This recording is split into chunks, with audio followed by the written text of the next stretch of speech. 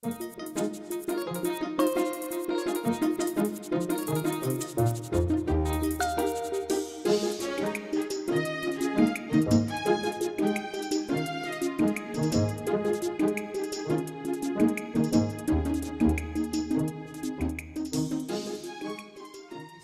good. So We're live, Madam Chair. Each one of Yes. those. Okay. We're getting there. Okay, noting that it's 6:04 and some number of seconds, and it's Monday, December 4th, 2017. I'm calling the Board of Health meeting to order. We have 3 variance hearings tonight, at 6:05, 6:25, and 6:45, and then we have a number of other items on the agenda. But first, I'm going to announce any items to be added to the agenda as not reasonably anticipated by the chair 48 hours in advance of the meeting, and then the board will vote whether to amend the agenda with those items. So there are a number of permit renewals for, they are food establishments and tobacco and nicotine delivery product sales. And that seems to be Ice cream, catering. Catering, okay. And, yep, okay. And ice cream manufacturing also. Yes, oh, Which I I might noticed the not word have- manufacturing in there Yep. before. Okay. So, any other items? I don't think so. Do we have a motion to amend the agenda with this batch of permit renewals? I move that we amend the agenda. Seconded? All in favor? Aye. Okay. So it's 6:05, and we have a variance hearing for a septic replacement at 7 Wildwood Drive. And are there any abutters to say? Okay. So, the engineer is going to come up and present the plans and the reasons that the variances are being requested. Then we're going to discuss it. And if you would like to come up and look on as he's presenting, because picture always helps. Did you sign in? Actually, you did, okay. Oh, sure.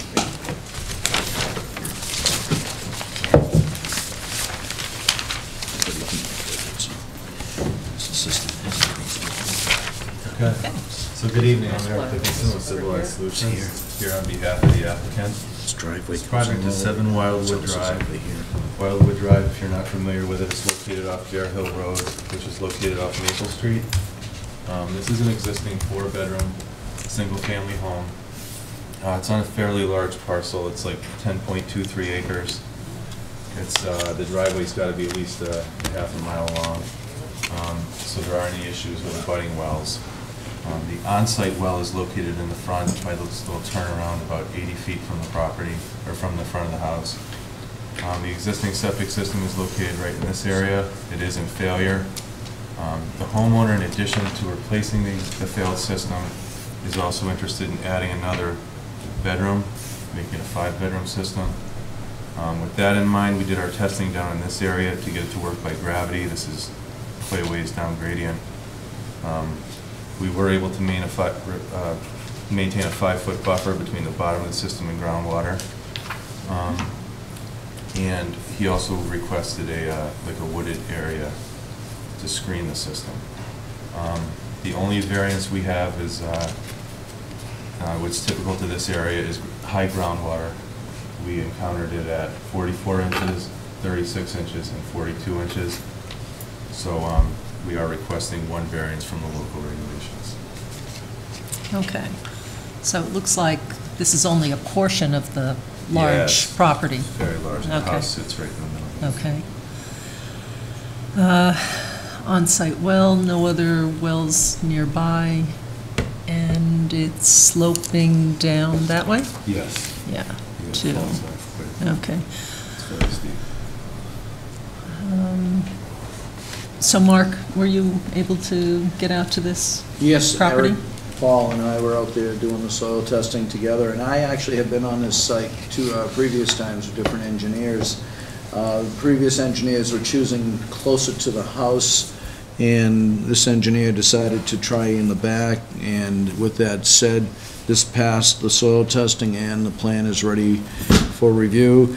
The only unique situation in this plan. It is being designed with what we normally don't see anymore, and that's conventional trenches. And the only difference that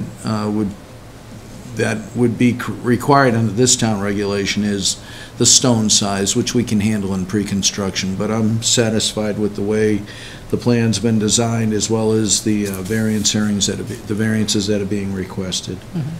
And is there any reason to think that there would be any other place on this property where groundwater's not high? And Typically, this area is Paxton, which has between 18 and 36 inches to groundwater. So, yeah, we did one. I think it's being installed right now, 5 Wildwoods. Yeah. It's very similar soils. So, in the NRCS map, I think if you do the online soil survey, it shows the whole area as being Paxton. So. Okay. It doesn't look like there are any wetlands to worry about. Waiting to find out. No.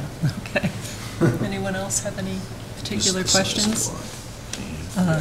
So I'll explain just a little. So there's a failed system. You need to replace it.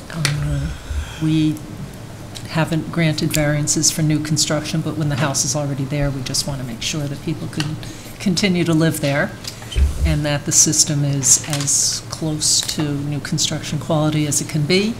And so even though there isn't the depth to groundwater here, they're building up the soil with other soils. So performs a little differently, but it's still an improvement, certainly over a failed system, and I don't know what kind of system that was before, but, and then we try and make sure it stays away from everybody's wells to the extent possible. And how does this affect, I don't even know where my property is relative to this. I was on Oldfield, 45 Oldfield. You're back and probably over in here, or behind it.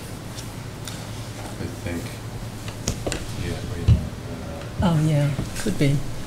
Yeah, so you're, yeah. We're right in here. We're Okay. at 45, so about 4 houses down, right, pretty much in the middle between McGregor and Arrington. And I know there are hills. I don't know how this affects my property. Moved in a year and a half ago, and we've always lived on public water supply before this, so it's a learning opportunity for me. Right. There's a lot we don't know about exactly what goes on underground since we can't see it, or dig it all up and figure that out and put it back. So, but there are things about the setback distances from wells and separation of groundwater, because the ground is a good filter for wastewaters, and then it's distributed, and It's And there's compared a to a tank system that's ahead sort of of already in time. failure. So you're like starting out broken. And so as you sort of say, I'm starting out broken and I'm getting a variance, I think the general expectation is you should be, as an abutter, if we're doing this right, Yes. better off after than you are Very, today. very grateful this is happening. It's a good thing. Because everything's relative. so, although we do, recommend that people test their water periodically, just to see what's going on. So if it was going to be somewhere else, you guys wouldn't have needed to request a variance? Or if it was... We often would have because of how high the water table is in many issues. Yeah. Based on The problem is the house was built before Title V and a lot of the rules were written. So the house is there, now the septic system is failing, It's got to go out to code. and we don't want to make their home uninhabitable, so we allow them a variation on the regulations, just so that they can improve the situation, even though it's less than ideal. Right. So the technology for the tank itself is going to be better. It's a model Hopefully of the tank. adequate. See, yeah. The thing that's failing is the field, right? Yeah. Yeah. The tank, I didn't show. So it'll be a new tank as well. Right, correct. And it's 3 requires 4 feet to ground, for sure.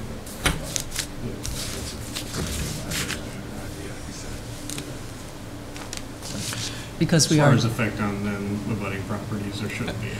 Yeah. that's the our goal. belief. I would say, I think right now our assessment is you are less likely to be affected than if we just took the state regulations.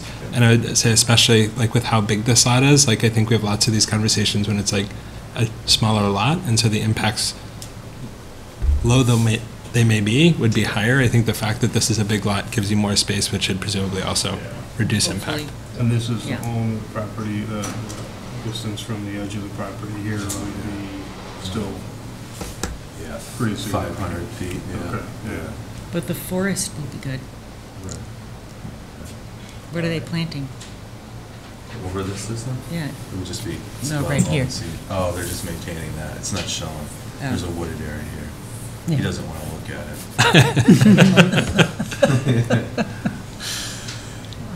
Let's see what I can.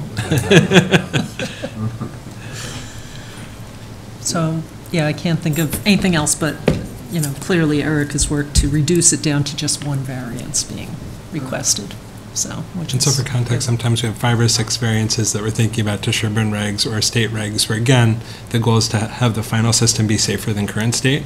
But I'd say as the kind of, how long is the list? This is the shortest list possible because it's just one. Okay. And sort of Good to like, know. how much are we thinking about or kind of trying to find creative high-tech solutions? I think the great piece here is it sounds like this is not requiring lots of high-tech solutions, which is also great because it's less stuff that can break down or fail over time. Okay, so, then do we have a motion to grant a variance to section 8.02? So moved. Second. And any other discussion? All those in favor? Aye. Thank you. Okay, and so I'll close the hearing, and are the plans ready for approval? They're ready for approval, conditional to a deed recording for the garbage grinder. And just so the board knows, this is a one-bedroom addition as part of the request, as designed as well. And we will require that they meet our stone requirements for the underlying stone, which is just a matter of a half-inch difference, so. Okay, and that'll just be Yeah, I can do that. pre-construction as a, Pre-con, yep. so Eric, you'll know that that's coming? Oops. So pre-con will resolve the stone. So, just so you know, that's what Mark's going to be telling you at that time, so. All right, so do we have a motion to approve the plans, subject to receipt of a deed recording for the garbage grinder? So moved. Second. All in favor? Aye. Okay. All set? And just, all the green cards came in. Ah, So they were thank all you. set. I felt like there was wanted something to- missing. I didn't want to jump in when you Thanks were very already much. talking.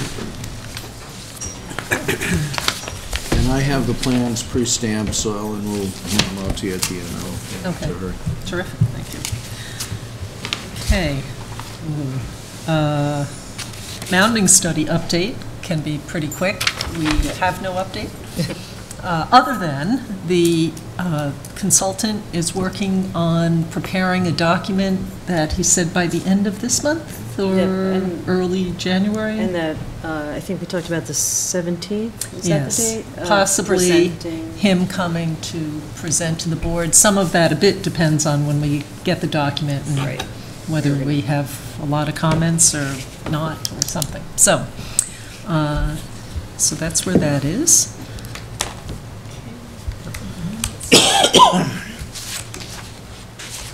Oh, all right, the Dover Sherborn High School message about vaping was just something I received as a parent of a Dover Sherborn High School child, so I forwarded it to Ellen so anyone who might not have received it could see it.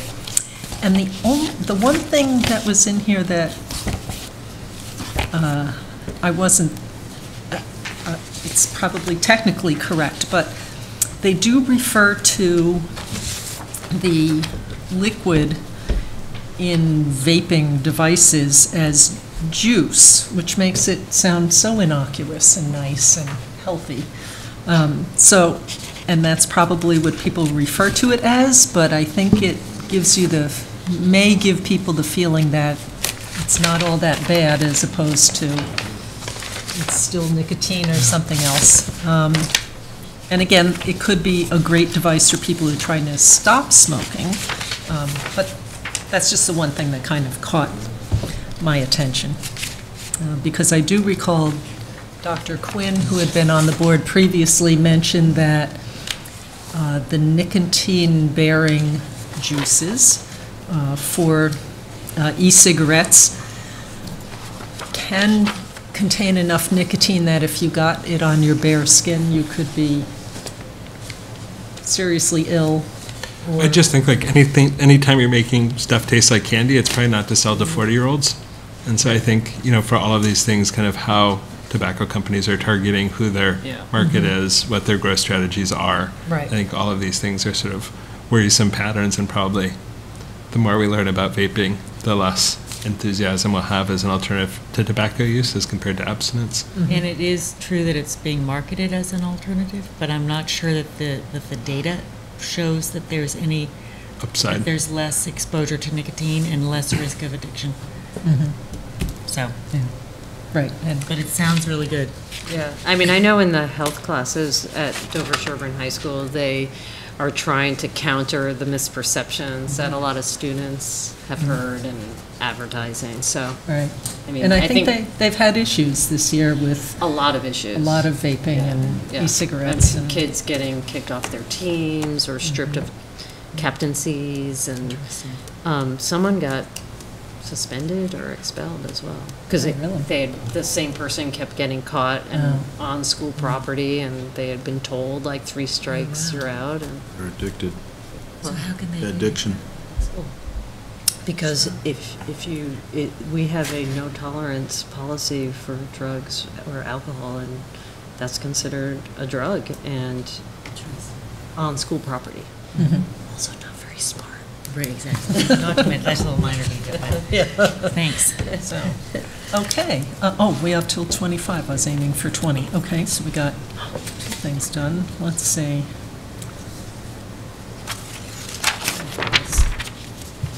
All right, well, let's do some permit renewals and see how far we get in 4 minutes. So, ice cream manufacturing for C&L Frosty. Is that a renewal Yep. situation? And is it new owners this year, or was it No. last year as well? No, last year. It's the same owner this year. All right, and are they still in good standing? And- Yeah. Okay. So do we have a motion to approve the permit renewal for C&L Frosty for ice cream manufacturing? I move that we approve the permit for ice cream manufacturing at C&L Frost. Seconded? Okay, any other discussion? All those in favor? Aye. Okay, and now we have catering at LJM Hospitality, doing business as Heritage of Sherborn. And I assume this is a renewal as well? Yeah, yes it is. Any issues? No issues. Okay, and do we have a motion to renew the catering permit for Heritage of Sherborn? So moved? Second. All in favor? Aye. And now the food establishment Heritage of Sherborn, Heritage Coffee, Wine, and Provisions, and C&L Frosty. Again, these all seem There are like more food establishments. Oh, down below, can we do them all at once? Okay. Well. No, because I see because of the sodium. Sodium, yeah. Okay. But you might want to, do you want to take them in order, or, or just, it doesn't matter which one. Okay, I was just going off of the, Okay, Heritage, the sodium's 85 milligrams per liter, so it would require. oh, so Heritage also has. Yeah, it will Okay. require. Does that apply to Posting. Heritage of Sherborn and Heritage Coffee, Wine, and Provisions? Yeah, it's the same water. Okay. Yeah. All right, so then I'll separate that. So, sorry, we're going to cancel the other motion and back up and just do the food establishment permits for Heritage of Sherborn and Heritage Coffee, Wine, and Provisions, subject to sodium posting? Yes. Okay. And do we have a motion for that? So moved? Second. All those in favor? Aye. Aye. Okay, and, okay, so nothing special for C&L Frosty. So do we have a motion to grant a food establishment permit to C&L Frosty? Their sodium is 59. Oh, they also have. Sorry, Oh, that oh, one okay. just came in today, that's why. Oh, okay. And subject to sodium posting? Yes. So moved? Second. All in favor? Aye. So are you, on the subject of sodium, maybe this should be another agenda item. Yeah, it'd have to be if it's going to be a health technical. I have a question, which I'd like to present to the board. Should that be done at another meeting, having to do with sodium? Yeah, if it goes kind If of it's a sort beyond of policy just. question. Yeah. So if What? it's if it's a policy Policy, question. Yeah, we'll it's a post it. policy Yeah. question because there are, should I not talk about it? We should probably stick to the agenda. Yeah. So, yeah, so. Just because there's but emerging I new understand. information, is Right. that the general idea? No, So- well, yes and no. And so why don't we just discuss it at the next meeting? Okay, I like so it. that'd be an For an agenda agenda item item. for And what's the next topic? time. It'll be Sodium. review of sodium standards. Public notification procedures. Sounds great. For sodium. Yes, for sodium, because we know that many of the establishments in the business district of Sherborn have elevated sodium, as well as the restaurants. And we require that they post that information. And there is a sign in the town office that I think is useful, but perhaps stronger than it needs to be. And so I thought maybe we should discuss it and see whether or not we should establish some sort of a guideline. Okay. Because unlike, VOCs or other things that are carcinogenic, salt, people should be notified, but it's not, I don't know if we want to have people be alarmed or concerned unnecessarily, so. I think that only people who probably read it are people who are on sodium-restricted diets, so they shouldn't be scared, that, they should Right. have the knowledge so that they can make their choices. It sounds like Right. the But that's why- perfect let's just- pre-Christmas I'll explain. agenda item. Yeah, I will, So we excited. can even move it to January, but I will No, I love it. It's explain the thematic. nature, I will explain the nature of my concern when it's on the agenda. Thank you. Okay. But Sounds this great. made me think of it because it's relevant. And it looks like we're up to, Yeah, and actually, it might have to slide till January because we're going to have, No the next emergency. meeting, we're going to have our meeting, and then we have to go to ZBA oh, okay. also as New part year. of the meeting. New Year's So, resolution. Okay, so Thank this you. will be for January? Yes, unless something really changes on the 20th, so, Yeah. and then as you You mentioned. can wait till after It's Christmas. good cheer there. Okay, all right. So noting that it's a little past 6:25, and we have a variance hearing for a septic replacement at 44 North Main Street, and do we have all the green cards? Yes, we do. Excellent. Open the hearing. Are there any abutters to 44 North Main Street? Okay. Let's get the... Terrific. It's like, this is a lot more blue. Long time no see. Yes. Here we are, 44 North Main. This house is located, if you're heading towards Main, that could be the first house on the right, where it breaks off from Elliott Street. So it's been on the market for a while, it's got a wraparound driveway. Wait a second. Oh, After Elliott Street? After the split, yeah. Big Victorian? Yes. Okay. Yeah, and there's Yeah, the big little porch. greenhouse across. Yeah, Yep. it's a beautiful It's a house. nice It's got a house. peak, Yeah, like, it's- there's a beautiful house. Okay. Yeah, we thought this might be a I challenge. think it sold a couple years ago and it's back on Everything's the so market tight now. out, it's everywhere. I mean, I don't know, maybe I'm wrong, but. This But is that's the their house. home. This is 44, yeah. And as you can see, there's a lot of constraints here. There's wells all the way around the property. The on-site well is located right in the driveway off the back.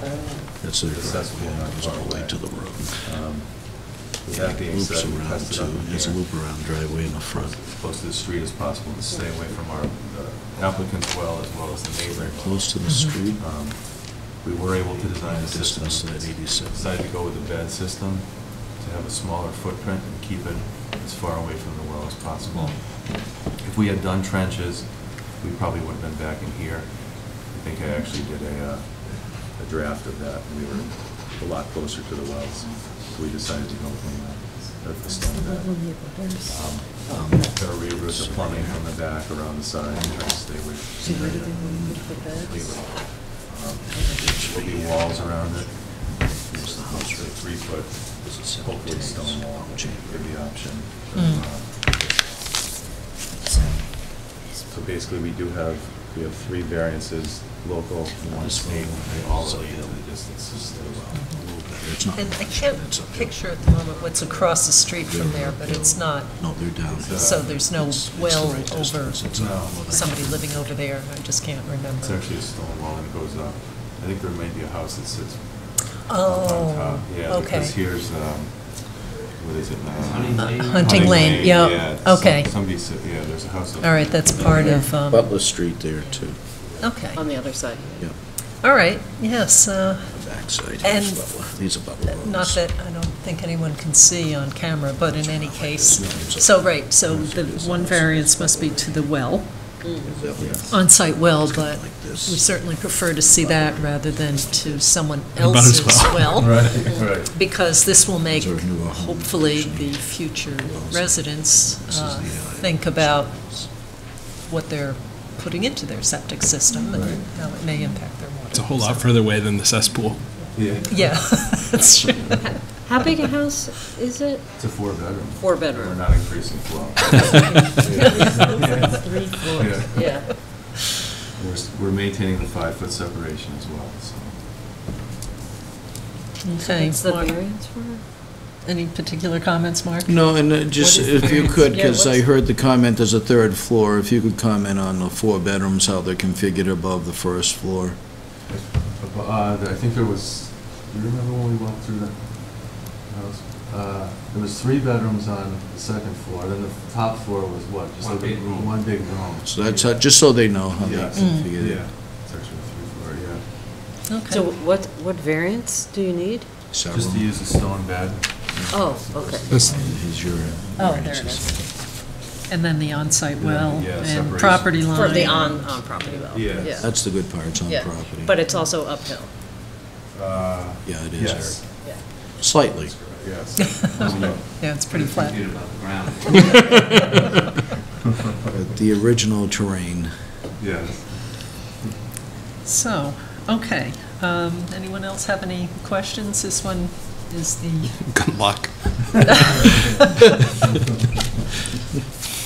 really, unless you could have done something really innovative right here. Can you move like 27? Right. Just scoot it over a little bit, and then we'll get out of the circle, it'll be fine. Just a little jog. Then it could be a skate park ramp, Yeah. so. Even when it's close to the. It's about a foot high, the wall. Yeah, right. It's not bad. Okay, all right, so, since Eric has described the conditions that are pretty clear from all the colors on the, Apocalyptic Venn diagram, where you're like, no, there's literally no place else. and there's not even really that Yeah. place, Yeah. but that's hence. It's All the right. most like a place. So, do we have a motion to grant a variance to section 1.2 of the Sherborn regulations? So moved. Second. Any other comments? Just, Oh, go ahead. they were providing an effluent filter as a condition, and I would ask that they follow our same procedure for stone, for the base and above the pipes as we require, at least the stone size. We don't say if you have to put 4 inches of stone over the pipe, it's already at an elevation, but at least the stone size. We can't require it for a leaching bed because we never put the wording in there because we don't allow leaching beds, so our codes under 7-C say trenches, but because they're asking for a waiver to it, I ask they at least use the same stone size. Putting the stone over it, I think they have issues with the site constraints, so I don't see the need for that. Okay, so does that sound workable to you? Yeah, just So, stone And size. you'll You review can it still at just do the 2 pre-construction? inches over versus the 4. So if Okay. you did Mark, the, do you know that did they actually make that? Will they make that stone? yeah, it's been bought before, yeah. You should be able to find someone that can provide that 1 1/4 at least, because you're buying the half to 1 half to 1 1/2 is around 1/4 to 1 1/2, It used so to be, Title V is 3/4 to 1.5 inches. Yep. But you are, what, 1.25 inches? we're 1 1/4 to 1 3/4. So you'd have to go on the, have them mill the stone to the upper size, that's all. Allows for more pores for the sewage to get through. and it's double washed. If you're having trouble, we'll bring it back to the board, you know, I don't think you should. Okay. And do you have this in those kind of things, do you need that in the minutes as a It can be backup? part of the approval Yeah. at the end, but Okay. it could be a condition to the leaching field that you're allowing, because we don't say you have to use that stone size for leaching fields, because we don't allow, beds, that is, because we don't allow them, so. Yeah. I'd make so- it as a condition in the variance, the effluent filter and the stone size that Okay. underlies the leaching bed to meet our 7-point-C code. I think it's 7-point-C. I wrote it in here. Let's see. 7-point-C. Yep, 7.0C. Okay, so. C is in Charlie. Okay, so I'll amend the motion to include the provision that the stone sizes advised by the agent be a condition to the granting of this variance. So do we have a motion to accept the amendment to the motion? So moved. So, second. Second. Where are we now? Okay, Still on variance one. I'm sorry. okay. First. And any other comments? All those in favor? Aye. Okay, and next we have request for a variance of section 10.1A, noting that this reduction at least is to the on-site well. So do we have a motion to grant that variance? So moved. Second. Any other comments? You may want to marry that into this B-1, because it will be a state requirement as well, and they're going to need to test that well anytime they transfer the property per Title V inspection requirements. You just grant that It's up to the separately. board if you want to do it that way. That separately. Okay. You Yeah, can do we'll them it separate, but just... Separately, because it doesn't, Ellen said separate. this granting, It's, yeah, they still that's have fine. to adhere That's to fine. that, right? Yeah, So, they're okay. just recognition that you're going to be requesting that under the state code, too. Okay. All right, so, all those in favor? Aye. Sorry. All right, and for the property line, I assume that's along the street? Yeah, it's just that we pushed it as far as we possibly could. Yep. Title V is 10 feet, Sherborn's 20 feet, so Okay, so you we gave the point line. You got the state. Yeah. Terrific. Okay, so do we have a motion to grant a variance to section 10.2? So moved. Second. Any other comments? All those in favor? Aye. Okay, and now we have Title V local upgrade approvals. And this one is, as Mark is pointing out, related to the distance of the well from the on-site well from the septic system. And it's prior to sale that it needs to be tested? Yeah, what'll happen is, once they have this installed, anytime they do a Title V inspection, if required Oh, for okay. sale, will require they test the well. Okay, or a Title V inspection for any other reason, so, okay. Exactly. So, do we have a motion to grant a variance to section 310 CMR 15.4051D? Less than 100. So moved. Second. All those in favor? Aye. Okay, and is that everything? Oh, Madam Chair, there were other people that walked in. I don't know if there's any abutters to Are the... there any abutters to 44 North Main Street? Oh, okay. Yes, I Oh. live in 4 Butler Street. Just want Okay. to double check, because I haven't seen the map yet. Please, septic- you can Come on come up. right up and take a look at So the, just make sure that the new Where septic is he system now? is beyond the 120 4 Butler. Little Butler, yeah. on this side, Butler Street. somewhere over here. It's one of those two wells to the upper right. So it's in the backyard of the property. It could It's be, in the front yard of the property, right? Just Right, so this is the road. along the we're- 27. yeah, we're So it's sort of Yeah. So, farther than the. Yeah. so the only radius they're in is their own. Oh, I see. Yeah. you might be this well, possibly, if, Yeah. So our you- well you is see in them out the in our back? backyard, so it's. It's one of these two. They Yeah, exceed the I think this setback. one. Yeah. So this is a Yeah. the property, and this is So my. this is farther away than the existing Yeah, well, this right? is the, Existing sixth part. system, right? Yeah. Okay, so it's. It's further than required. It's farther than, Yeah. than the Yeah. existing Because system. Before saw that, I saw maybe the new septic is here or somewhere here. No. Yeah. Okay, so it's. And so this would be the One here, too. radius around that well, Okay. so. And it's nothing really about the level of the, so this is sort of like the higher. Yeah, your It is buffers- going to be higher. You have a more of a buffer because we are higher than you, Yeah. but we still maintain Yeah. an excess of it. Gotcha. Yeah. Okay. And so the compromise, as you can see, there are lots of wells that they had to stay Yeah. away from. So they're going to be close to their own well, Oh, I gotcha. which is what we, Preferable. if we're going to have it close to anybody's well, if Does- we can, it'll be the No one will have a property owners. greater incentive to test the well. So- Right. And to be careful about, as everybody should be, careful about Because what of you this put area. into your septic system, because chemicals, paints, other things can kill off the bacteria that are helping to break down the contaminants. So everybody should be doing that, and But the extra important here. deviation would bear the most risk for the homeowner themselves, so I hopefully mitigate the risk for abutters. So, Absolutely, absolutely. Okay. Thank you, Mark, for Yeah, no problem. I saw a few people walking in, so. Okay, so we can close the hearing, and are the plans ready for approval?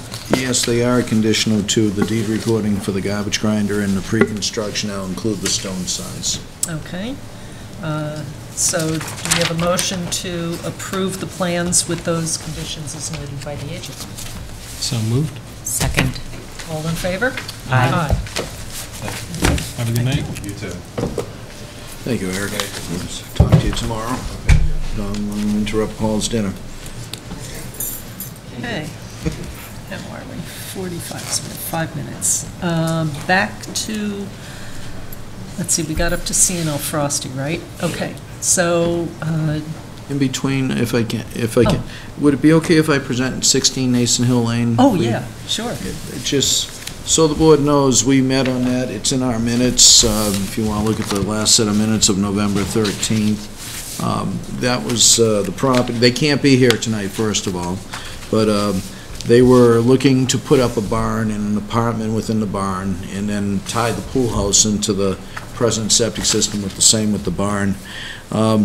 They were asking, if they could get approval prior, and the board said in the minutes, you'll see it's section 4 in our minutes, that they needed to, first make the attempt to put the septic tank in, which they have to do for the barn, and the ejector pump for the pool house. They have not yet done that. I talked to the homeowner, and he said he's just having scheduling conflicts. He has since sent us a letter. We all received it. Ellen should have a copy of that, too.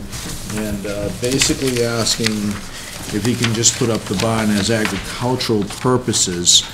I did have a chance to speak to the building inspector and asked, could they do that without any plumbing? And that would be their challenge, because obviously they may need to dig up for plumbing down the road. So, we don't want to see piping going in and then going to the issue of, we approved it only for a barn. So I don't have problems approving barns. In fact, they can have a spigot in the barn, but that's about it. No sinks, no sewage disposal.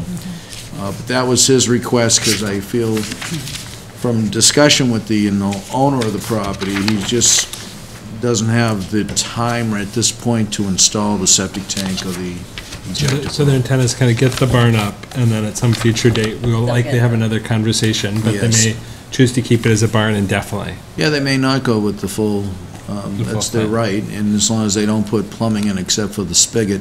But the board did have an issue with, when the house was purchased, thank you for that look, Ellen, because that reminded me. The only issue we do have out there is issuing permits when we know there's a pool house that has sewage going above grade. Basically, what happened was, it wasn't this owner, a previous owner they bought it from, when they did the Title V, they realized the sewage from the pool house goes to surface from a pipe. So the board mandated that be done before any approvals. So, and, that's a tough one to say no to because of the situation. I think he might have mentioned at the last meeting, was it the meeting or maybe in conversation, that he might be willing to take out the Can you plumbing. just refer, so when you say to surface, like this is literally like the sewage is Like just a going? discharge. Yeah, Like a- discharge right like an right to outfall. surface. Yep, just like you would on your drainage in, say, a floor drain in your Yeah. basement. So is he using that? Well, obviously, that's his argument. He's not using the pool house right now, but at the I same think time, these other permits have been conditional on saying, you will do this. Right. Right. And that has been First. sort of a condition, and now it's saying, well, I've done all the other stuff, now I want to switch.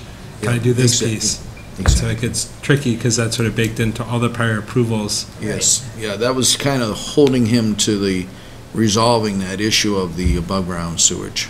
And is this the barn that's going to have the apartment Yes, upstairs? yes. Eventually. Well, how I think complicated an would it offer. be for him to actually comply with that? If they're gonna build a barn, why Well, can't they the plan's also do that? approved, the plan's approved. He has two different engineers for both projects, the tank for the barn and the ejector pump from the pool house, which is lower than the septic tank up here, and it ejects the sewage up to it.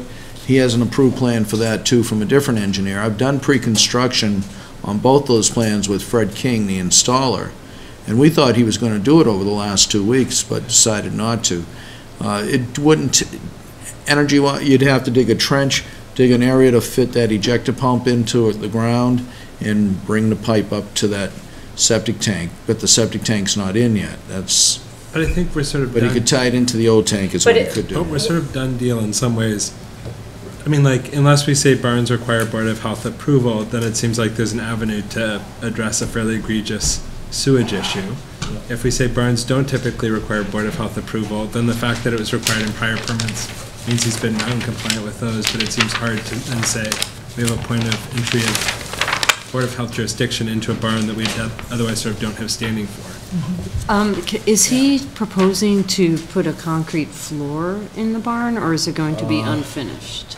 I believe he was, because he wanted to put an office on the bottom first floor. Well, he's saying he's asking If if he it's an could do things agricultural building, sequentially, shouldn't have though, but I'm getting to the whole unfinished piece. If, from a financial and sequencing perspective, he's asking, can I put up, sort of framing and things like that? No piping, no sinks, no plumbing, but he doesn't finish the floor, then I think, then we would have the assurance that it's not going to be used for any other purpose. I mean, it's almost like a shed. So it's not saying he wouldn't do it, but If it's the riding rink, I believe they were planning, didn't they I mention that think they that- were I going to think- put some very fancy floor down? I think the something writing, like that. this is separate from the writing. yeah, no, that's Yeah, the that's writing's okay. separate. That's a whole Here's a different place. plan Yeah, that yeah. shows All right. pretty much the ejector pump. In fact, the engineer's here. I know, he's not here for this, but here's the pool house, and right now, here's the pipe coming to grade out here. And so they're gonna capture it in this ejector pump, and then bring it up alongside the pool, and then turn around and come into the pipe that leaves the house presently. So the tank's there already for it to be tied in. So yeah, I would be digging a trench in this area and putting a clean out in, but I've seen that done in, just for a trench in a matter of 2 to 3 days. Yeah, I and don't it's, wanna and rush I mean, it. the ground is not frozen That's yet. why we told him in the last 2 weeks to do it, exactly for that reason, so he would beat the frost. So I guess the question I have is if it's an unfinished barn for agriculture, does Board of Health have standing? The fact is, you're issuing a permit where there's already an existing issue on the property, so should we be issuing further? But are But we do we- issuing it? for an I guess is my agricultural question. building. Sign a Yeah. control form. So even if it's got no plumbing, unfinished Yeah, we floors, still no sign matter it. what? So I'd say It's if, construction. I mean, I would say like if we're having, if we're permitting standing, like sewage going to ground seems like a piece that needs to get resolved. And what is Part of the issue involved? is some of our only enforcement Right. ability. Leverage. Inspirational ability is when it comes time to getting the permit for some new project is to say old Why did he issues say he need to be didn't? resolved. So that's, What is I mean, the, it's what's hard. involved with complying with our requirement? Well, What's the building involved in that? inspector and I spoke about, why would he want to wait? Because logistically, you're better off doing all this work first. Right. He said it doesn't make sense, and am I correct, you were, the steps, you would want to take are these steps first. He said, because then he's going to be trying to go backwards, and it might be more work to try. to- Retrofitting and, People have all yeah. kinds of reasons they decide stuff and screw it, where there's some time about like, Well, oh, some we're thinking about- about this, or maybe we'll get rid of the pool. How does this, you know what I mean? Like, Yeah. you can do weird sequences for things. you're Right, not except we still have this non-compliant situation that has Oh, to be yeah. addressed, and so. I mean, I would say, like, I if think we've got a would- permit we have to issue, that needs to get addressed as it's been contingent. So this is a I different think it also plan. puts us in a bad position of setting a precedent for, Well, that's, you know, because we required something and now we're going back on what we said. No, I mean, I don't Yeah, think, yeah. I don't I don't think we are. anybody's I'm actually just- saying going back. We're just asking the questions. Right. so anyways, this plan here you see is GLM Engineering, Joe Nihill, right behind me, and this plan's Joe Marquardon. But they put on Joe's design here, just so we could see the whole plan. Here's the here's the pool here that they're gonna go around with the pipe with the ejector pump I just explained, and coming into their existing tank from the house. Over here, I'm sorry, I don't know, here's the proposed barn, and there's this proposed new septic tank for the barn, and that's gonna go over and into the distribution box after this the present septic tank, because and it all end up in a leaching field right here. Okay. So stepwise, it's gonna be very, you know, I don't know, even a building inspector, So very in this very case, difficult if you if don't. they put this in, Yeah, then they'll meet compliance. then that would be fine, because Yes, they don't have to do this. the tank right over just here yet. wouldn't be Yeah. necessary until it's Until they more get than a plumbing. barn. So we still need the one We're piece. trying to resolve the violation of effluent coming from the ground.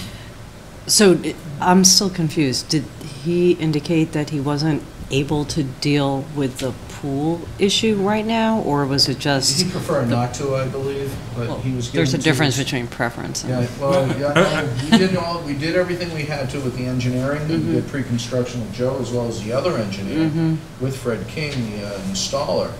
But from what the building inspector told me, the equipment's just sitting on the property. So But I'm not hearing anybody, I mean, I'm not like, for me, it's just like, it's tough to come up with, like, we do Yeah. all these things for failed systems, and right now, this is basically like, just a pipe. You know, like, that's, like, for me, the incentive to say, why should we allow this to continue to not be fixed when it was conditioned about other work that we did for sequencing? Like, I think there's a point they have to draw a line in the sand and just say, we now have sort of no timeline, no sequence. Like, for me, especially as we've kind of deviated from those plans, like, I've got pretty much no appetite to say, oh, no, we'll push it to the next conversation, because you've now said, oh, yeah, actually, we're going to totally not do that conversation, we're going to do this, and, like, I'm uncomfortable with that remaining there. I am also, because it's reversing a decision that we made, and I believe it was somewhat driven by, you know, some changes that take place at the first of the year. They can come back, hopefully, maybe something can be done by the 20th. well, I would think so. I would think they could move on this right away. And I think once, they find out, if the board so wishes to decide to at least get that pool house straightened out, they'll move fast. I think it's really just the board is essentially abiding by its prior decisions as opposed to reversing a prior decision. Like, is there even anything to vote on? Like, It doesn't seem like a votable Is it just, issue like, to me, reminding- because we're leaving in place, as you said. A very what problematic we'd already done situation. before. Because we support the approval of the barn, but we have a pre-existing requirement. Right. So I'm in favor of abiding by our own authorizing votes. that. Do we have, when's our next meeting? No, it sounded like, I wasn't at the last meeting, so I'm Yeah. gonna defer to you Is this guys. our only meeting in December? No, the 20th. Yeah, I thought we had another meeting, yeah. And I would hope they can easily put this in. Joe, I don't know if you want to Right, so entertain this actually, I time, but guess if you the- don't know, don't worry about it. But The new thing is. I don't think it'd take much Is time. that, yes, the barn could go ahead if that was taken care of The with ejector those pump. changes to the plans for the barn, so that it doesn't need a septic Exactly, tank just yeah. yet.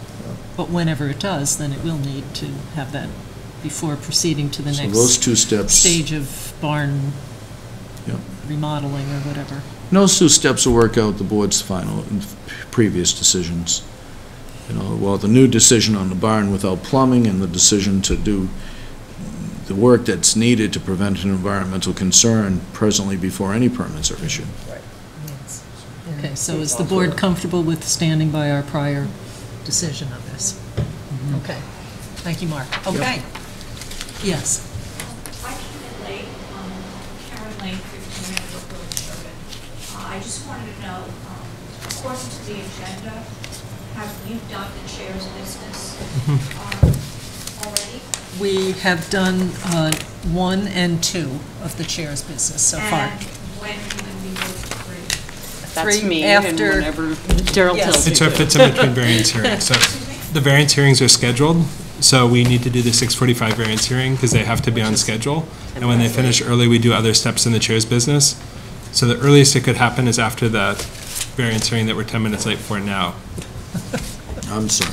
So it shouldn't be too long, but we also wanted to do these things because the agent had another commitment, and this Yep. meeting was shifted last moment to this atypical day for us. So, okay, noting that it's past the 6:45 time for the variance hearing for septic replacement at 3 Surrey Lane. Have all the green Yes. cards? Excellent. Everything's all And set. are there any abutters to the 3 Surrey Lane? Oh, you're the resident. Well, if you'd like to, you've probably seen it, but if you want to come up while he's explaining to us about the project, that would be fine. Hi. Joe has nice. Hi, nice to meet you. So I'm Joe Nighhill from GLM, the engineer on the project. This is 3 Surrey Lane. It's a proposal to replace a failed septic system. We have an existing 4-bedroom house. The existing system is in red here in the backyard. There's a tank, a D-box, and then a leaching field out here. The existing well's in the front. This circle around the well represents the 100-foot radius. We also have a neighbor's well over here, and this circle represents the 150, which is For the neighbor. to the downhill. There are other wells around, but outside the 200. Okay, so pretty straightforward here. We did our soil testing in the back. We estimated groundwater between 5 feet and 6 feet, somewhere in that range. We did have, on 2 of the test pits, the town of Sherborn requires 5 feet of pervious soil, and in 2 of the test pits, we were under that, but we did meet the state minimum of 4 feet. So you're gonna see that's one of the local variances we're requesting. And that's just a result of we hit refusal down at 9 feet, we hit ledge, and the backyard has been filled in for the old septic system, so what's left for natural soil is less than what the town requires, but again, still meets the state. So again, conventional system, proposed septic tank and a leaching field, gravity system, 4 trenches using the infiltrated chambers. Pretty straightforward. Because of the groundwater, where we're at that 5 and 6 range, it is going to come up a little bit on the downhill side. We're proposing an impervious barrier around probably 50 to 75% of the system to meet the breakout requirements.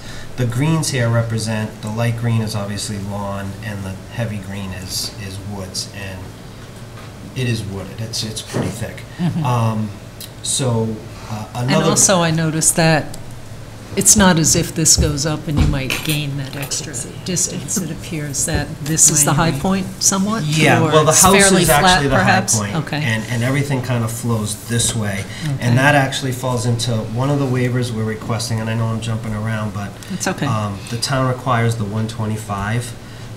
We're going to ask for a waiver to that to, I believe it's 105. 105. The reason for that is if we adhere to that 125, that basically pushes us back to this trench here, which means we'd be into this woods line.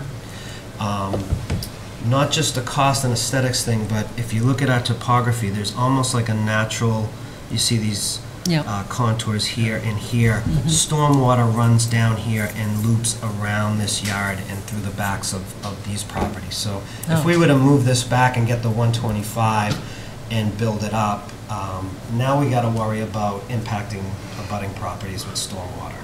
And I don't think that's something we want to do. What we're doing here is trying to retrofit this into the topography, into the yard now. And it is coming up, there's no doubt about that, but with no impact on abutting properties, which is the key. Do you know where the well is screened? Is it a bedrock well on your property? It's a drilled well, right? It's a drilled well. It's a drilled well, yeah. So that covers 2 of our waivers. The last waiver is, we're asking for the septic system to be 4 feet above the water table instead of the required 5 by the town. Couple reasons for this. This helps us get a gravity system, eliminates the need for a pump, and also another foot higher. And now we have to maybe start worrying about retaining walls down on the low side here, and impacting more of the backyard. And I think that's it. That covers it. Okay. And so, right, so I'll just note that gravity systems are, we certainly tend to regard them as more robust than something that requires pumping and electricity and all the rest. So, any particular comments, Mark? No, it's designed without a garbage grinder, so the deed recording would be required, but the design as presented with the waivers would be recommended for approval with the deed recording. And I don't see any major issues with the actual requests for the waivers. In fact, this will meet the state code for the well distance, and so they won't need to test it if they go to sell the home. But as you said, it's always a good move to test your well on a regular basis, so. Okay, does anyone else have any questions or comments? Okay, well, We checked that there weren't abutters, right? I did ask, yeah. Have any abutters to 3 Surrey Lane come in? No. No? Okay. So do we have a motion to grant a variance to section 8.02? So moved. Second. Anything else to say? Okay, all those in favor? Aye. We have a motion to grant a variance to section 8.01. So moved. Second. All those in favor? Aye. Do we have a motion to grant a variance to section 10.1B? So moved. Second. All those in favor? Aye. Okay. Let's see, and that concludes that, so you have your variances. I'll close the hearing, and are the plans ready for approval? Conditional to the deed recording, and I should The say garbage grinder pre-construction as well. And pre-construction conference. Okay, you got that, Ellen? So do we have a motion to approve the plans subject to those conditions? So moved. Second. All in favor? Aye. Thank you, enjoy. I will give Okay. these to Ellen. She's in charge. Good night. Good Okay. night, Mark. Thank you, Mark. Thank you. Thanks. Not too bad.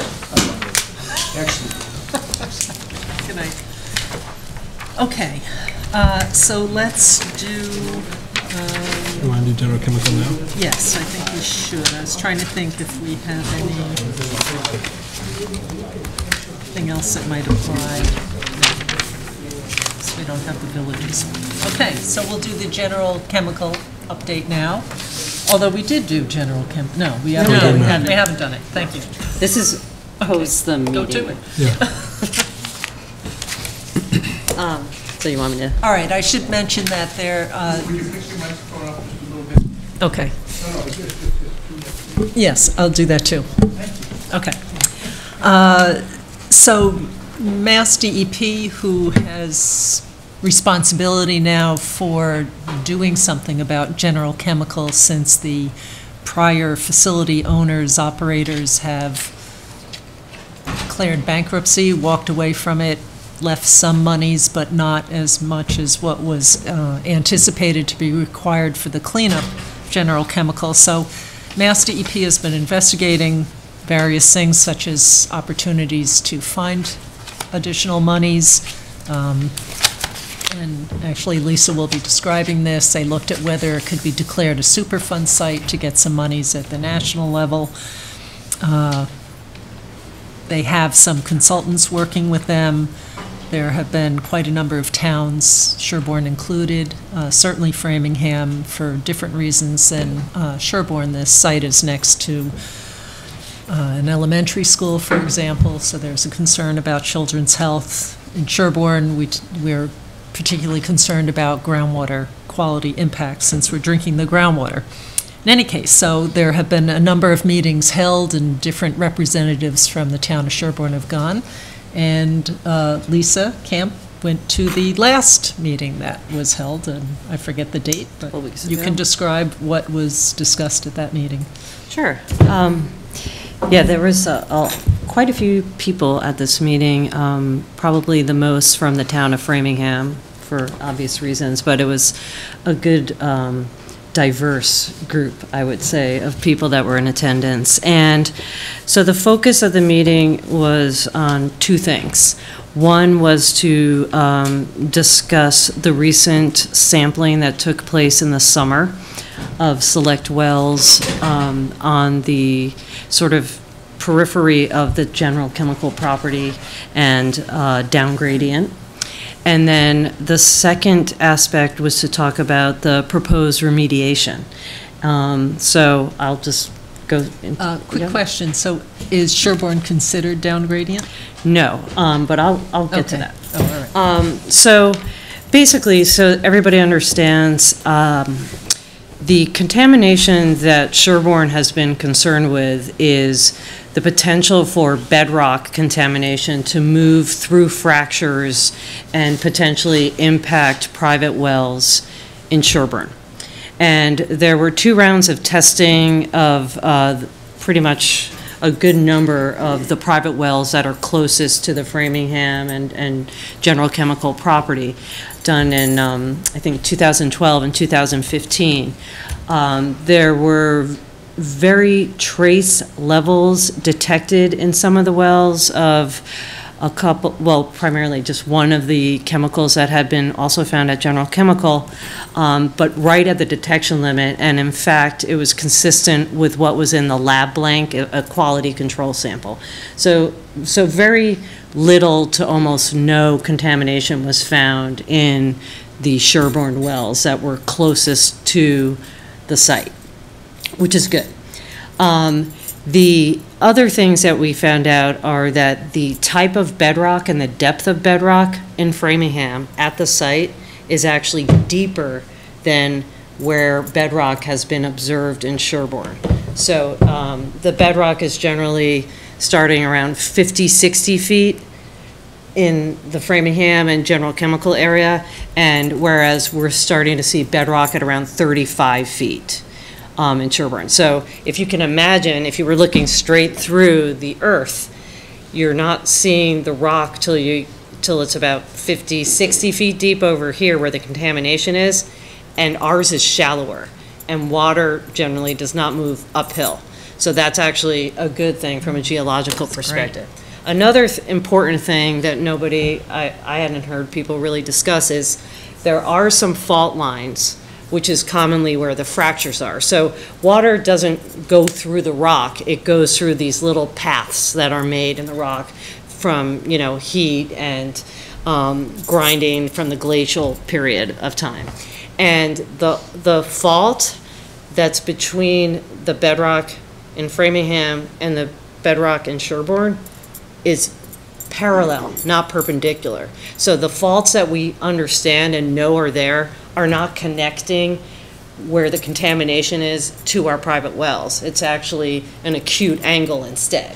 So when I, being an environmental professional, when I get concerned is if you have bedrock sloping down into where people's wells are, which we don't have that case, and also if there's fractures that could potentially connect the contamination to where the private wells are. And based on what we know right now, we're not seeing that either. So that actually are 2 really important pieces of information to keep in mind. Is there 100% certainty? No. Does that mean, the way it is now is the way it's always going to be? No. But the good news, which is the second part of this, is that there is $1.85 million that is going to be spent exclusively on going to the most impacted, what we call source area, on the general chemical property, and using thermal treatment to basically, they heat up the contamination to such a point that it essentially boils, and then they trap the gas, and then it's basically destroying mass. So they're going to the worst part of the contamination, and they're going to focus all of the remediation dollars on that area. So what I'm guessing is if we were seeing basically negligible impact from the site, 5, 10, 15 years ago, they're going to be cleaning it up starting this spring even more. So that's further reducing the probability, I think, for significant impact to the town. So, like I said, nothing's 100%, but when I looked at all the information and the lines of evidence, I think it's actually a pretty low probability that things are going to get worse in the future, and there's really been no significant impact that's been observed to date based on the testing that we've done. So that was a good thing. In terms of the sampling that was done at the property, I would say that, well, actually, they apparently don't have access to the general chemical property right now, so DEP can't even go onto the property to do sampling, so they go to wells all around it. And the good news is, from what I saw in terms of the chlorinated compounds, the levels stayed pretty consistent with what they've been historically. And the wells that are closest to the drinking water wells in Sherborn were non-detect. So they had none of the chlorinated compounds in them. So those are also, good things. Again, that was one round. I'm not saying that it's always going to be non-detect, but based on the information that I dug into, that was also good.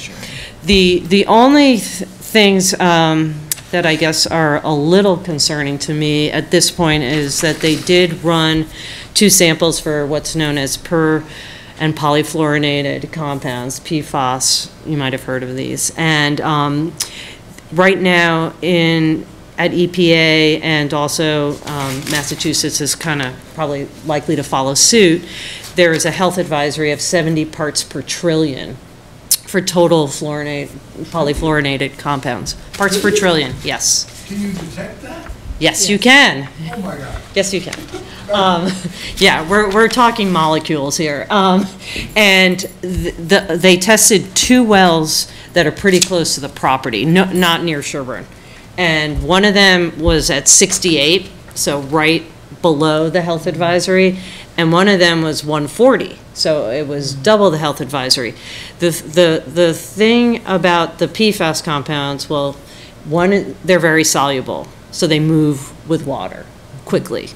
2 is they move quickly. 3 is they're toxic at exceedingly low concentrations. So when we saw that data, we said we want DEP to test deep wells closer to Sherborn and see if we have these contaminants there. Because if we do, then we're going to ask that Sherborn wells that were part of previous sampling rounds be tested for these contaminants, because they were not tested for these contaminants. This is literally within the last year is when the environmental field has really been focusing on these contaminants in public and private water supplies. So it is an emerging issue. We call it an emerging contaminant, but it's one that I'm going to be very careful about pushing DEP to do the sampling that I think is appropriate if they find it in any of these wells that are closer to Sherborn.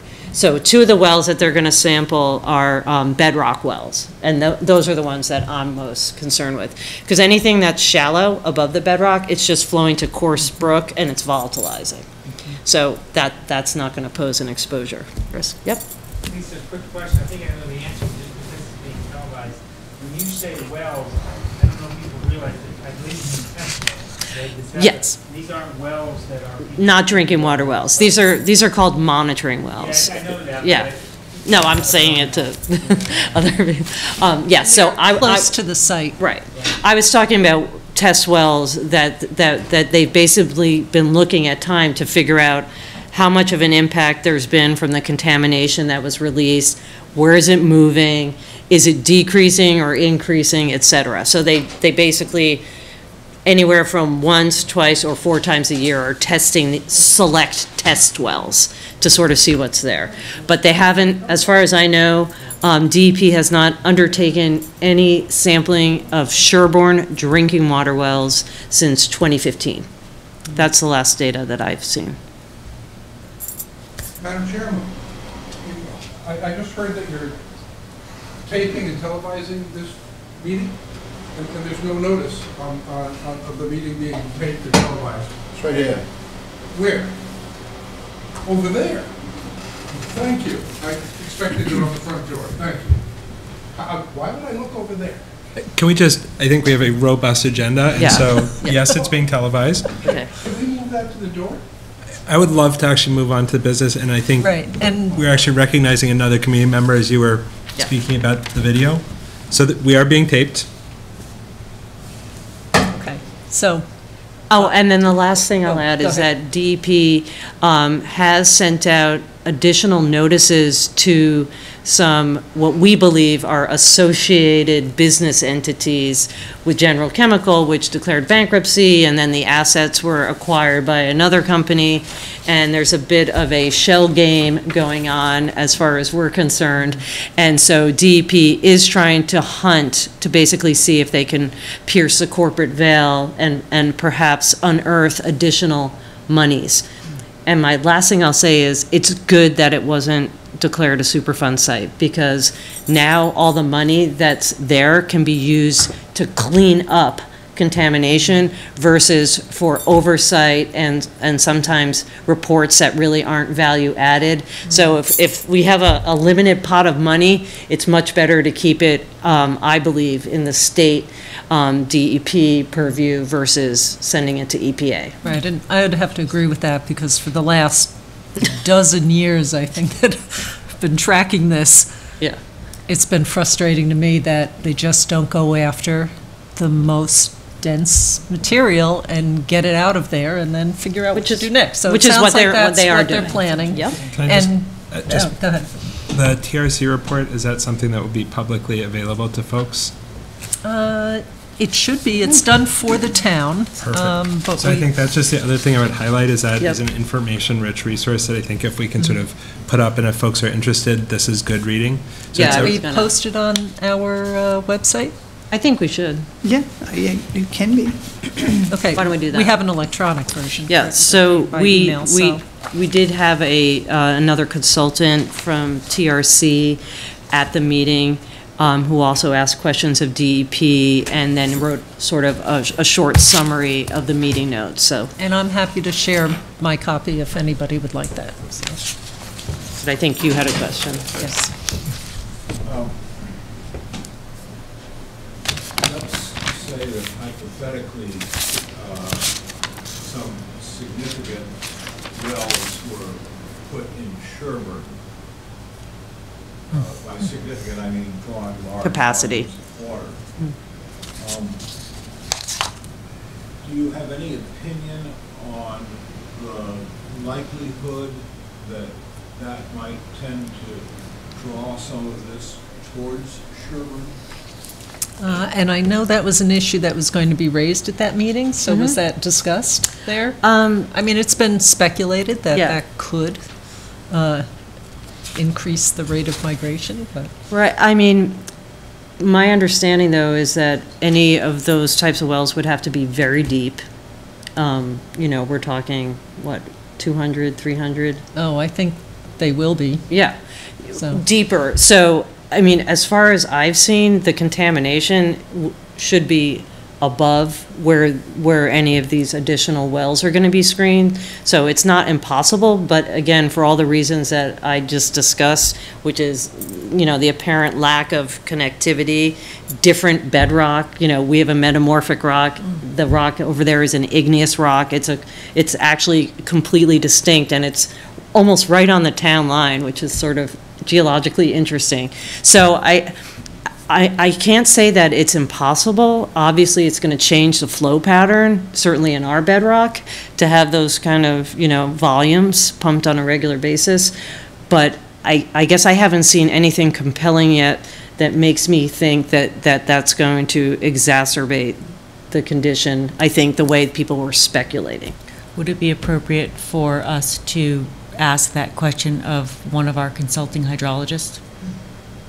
Well, I don't think that they've even provided the information for, I don't think the developer has yet provided the information that we would need to see to even understand that. So that would be premature. We just don't have enough to So go. at the right time, we would have that I think it's a valid. opportunity to ask. Yeah, I think it's a valid question to pose to any Well, and proposed it developer. should be publicly available information if it Yep. does become a public water supply, but again, that's later.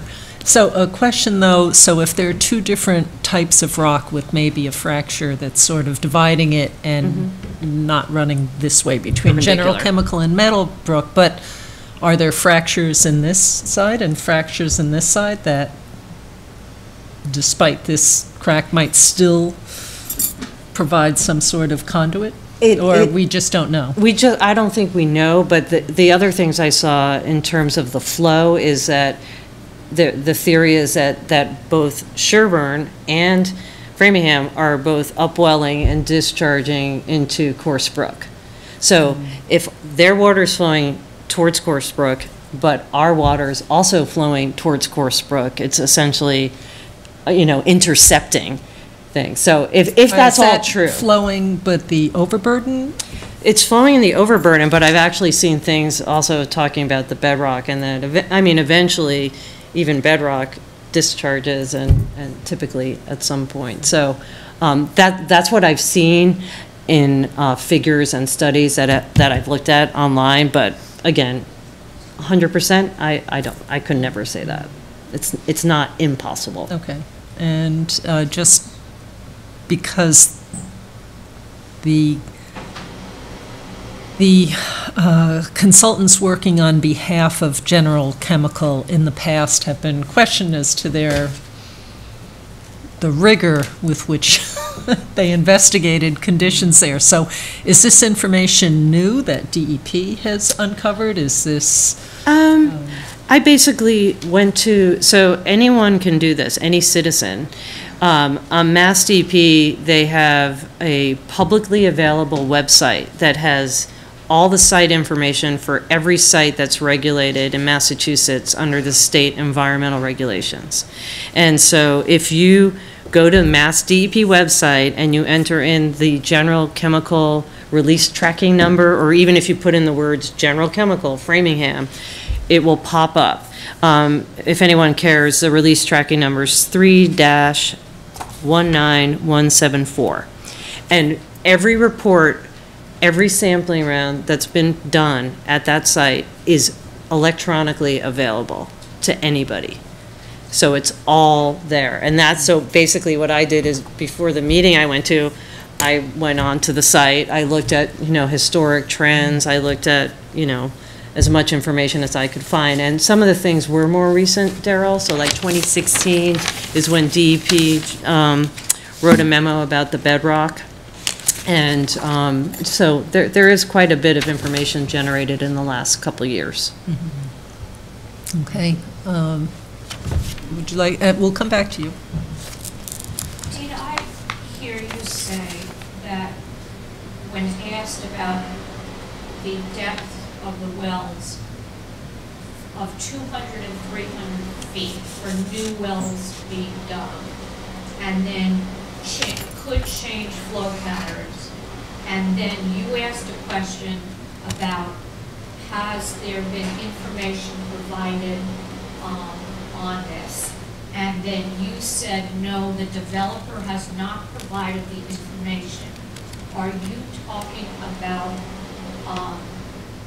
Trask and the development on Coolidge that could impact that road? They've put in some wells there, and we don't, when wells are dug, they have to have a well log that describes how deep it was, where bedrock was encountered, other conditions, how much water yield there was. We have not seen that those logs, because the the regulators of the kind of water supply they're planning for that property. So that there must be some data out there that's been collected, but we haven't seen it yet. So it's basically that's a public water supply, so it's not our jurisdiction, so they don't have to tell us anything. Right. Or they're It hoping goes to for the a state. public, we don't know. Well, no. Even with the been- numbers that they're serving, it would be classified as a public water supply under the state regulations. So even if they source it on property, it's because it's the number of people that it's serving, it turns into a publicly regulated. They can right? get around that, Yeah. which is what they were planning Yeah. for the fields. Right. So it's how they then It's on divide it paper up. anyway. So, Right. But I think, But just in to make any sure I case, have- the idea So they is haven't that- provided it, but nor Right. are they required to provide it to us. They But it- may not be required. So are you saying, it will be a public record because it has to go to Mass DEP at However- some point, so. are you saying that on the 6th of December, when the votes on the warrants for, one, changing the rule for development beyond 1 mile of town, and then if that is approved, the warrant for allowing the development on Coolidge Street, are you saying to the residents of Meadowbrook, well, this is a public water well, and you have to, the town is going to be voting on this because we have no requirement to make Trask give us that information? So it's not up to us to say, we're not the regulatory body. So the DMV doesn't register you to vote, and so we don't have oversight over this once it turns into a public water supply.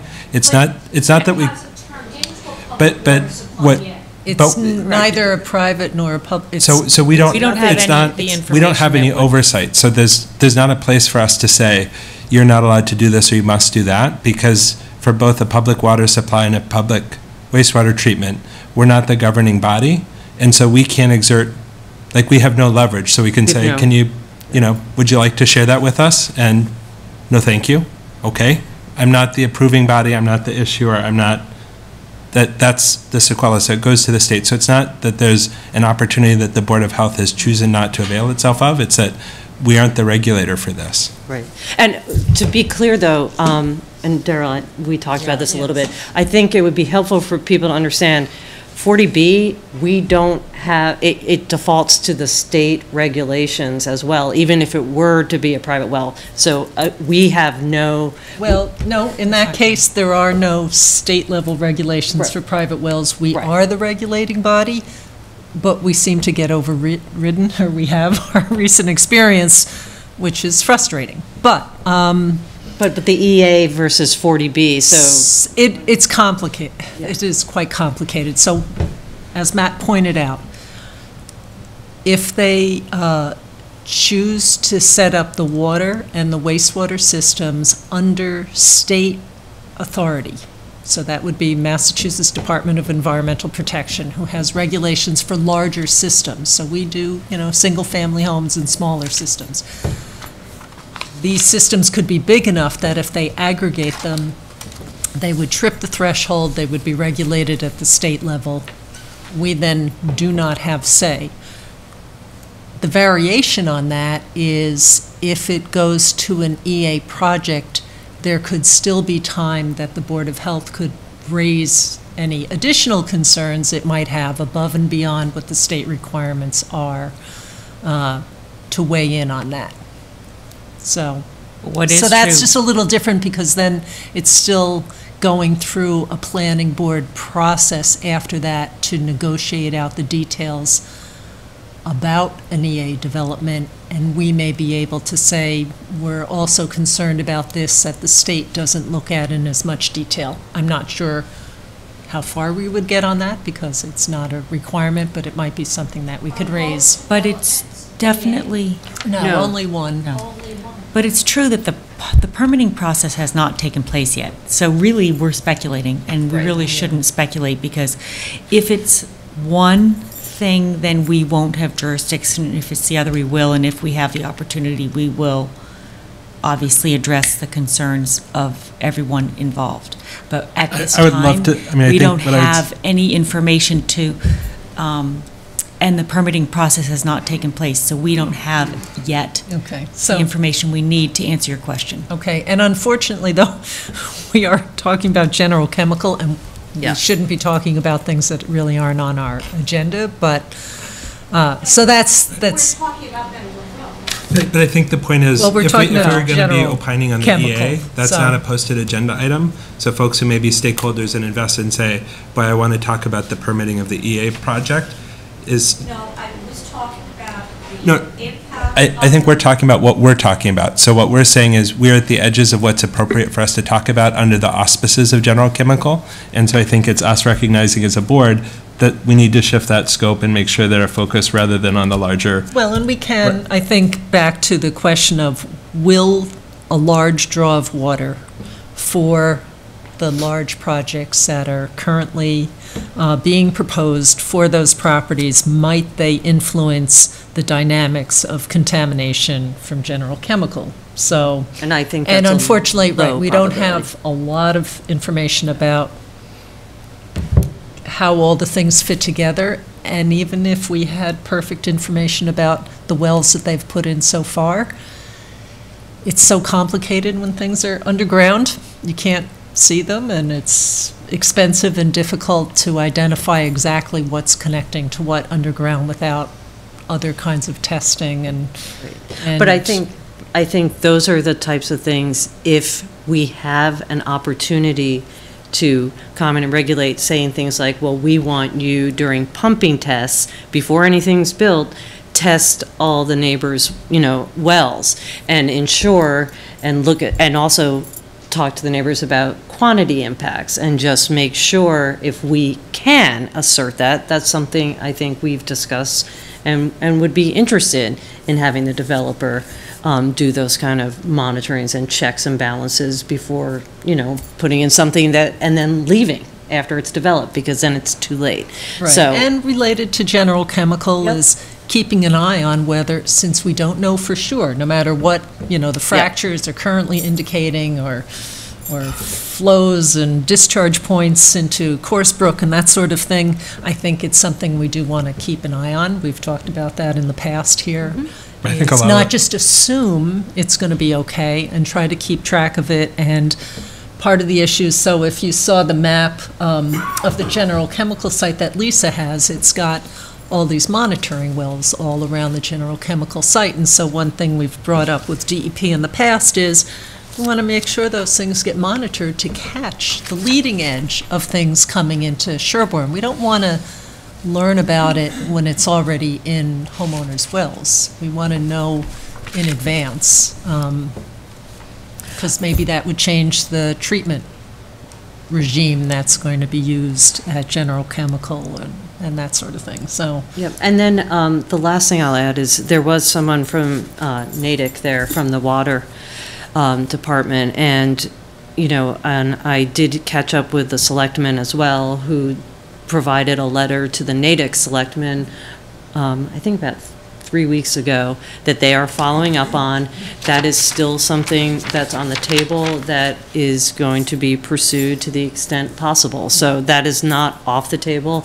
I know there was a lot of discussion on next door Sherborn about that, but that's not based on fact. The facts are that we have reached out to Natick, and that we're going to continue to try and engage in discussions with them to see if public water supply could be provided. Okay, Peter, and then, I just wanted to publicly thank Lisa for about the most comprehensive, informative, professional review of the circumstances that I have heard to date. I Thanks. just applaud the amount of effort and work you put into that. It was highly informative. Good. And I just think it just cleared the air so nicely, and I want to thank you for that. It hasn't happened before, and I'm so glad she's on the board and willing to do that kind of work. Thank you. Oh, appreciate it.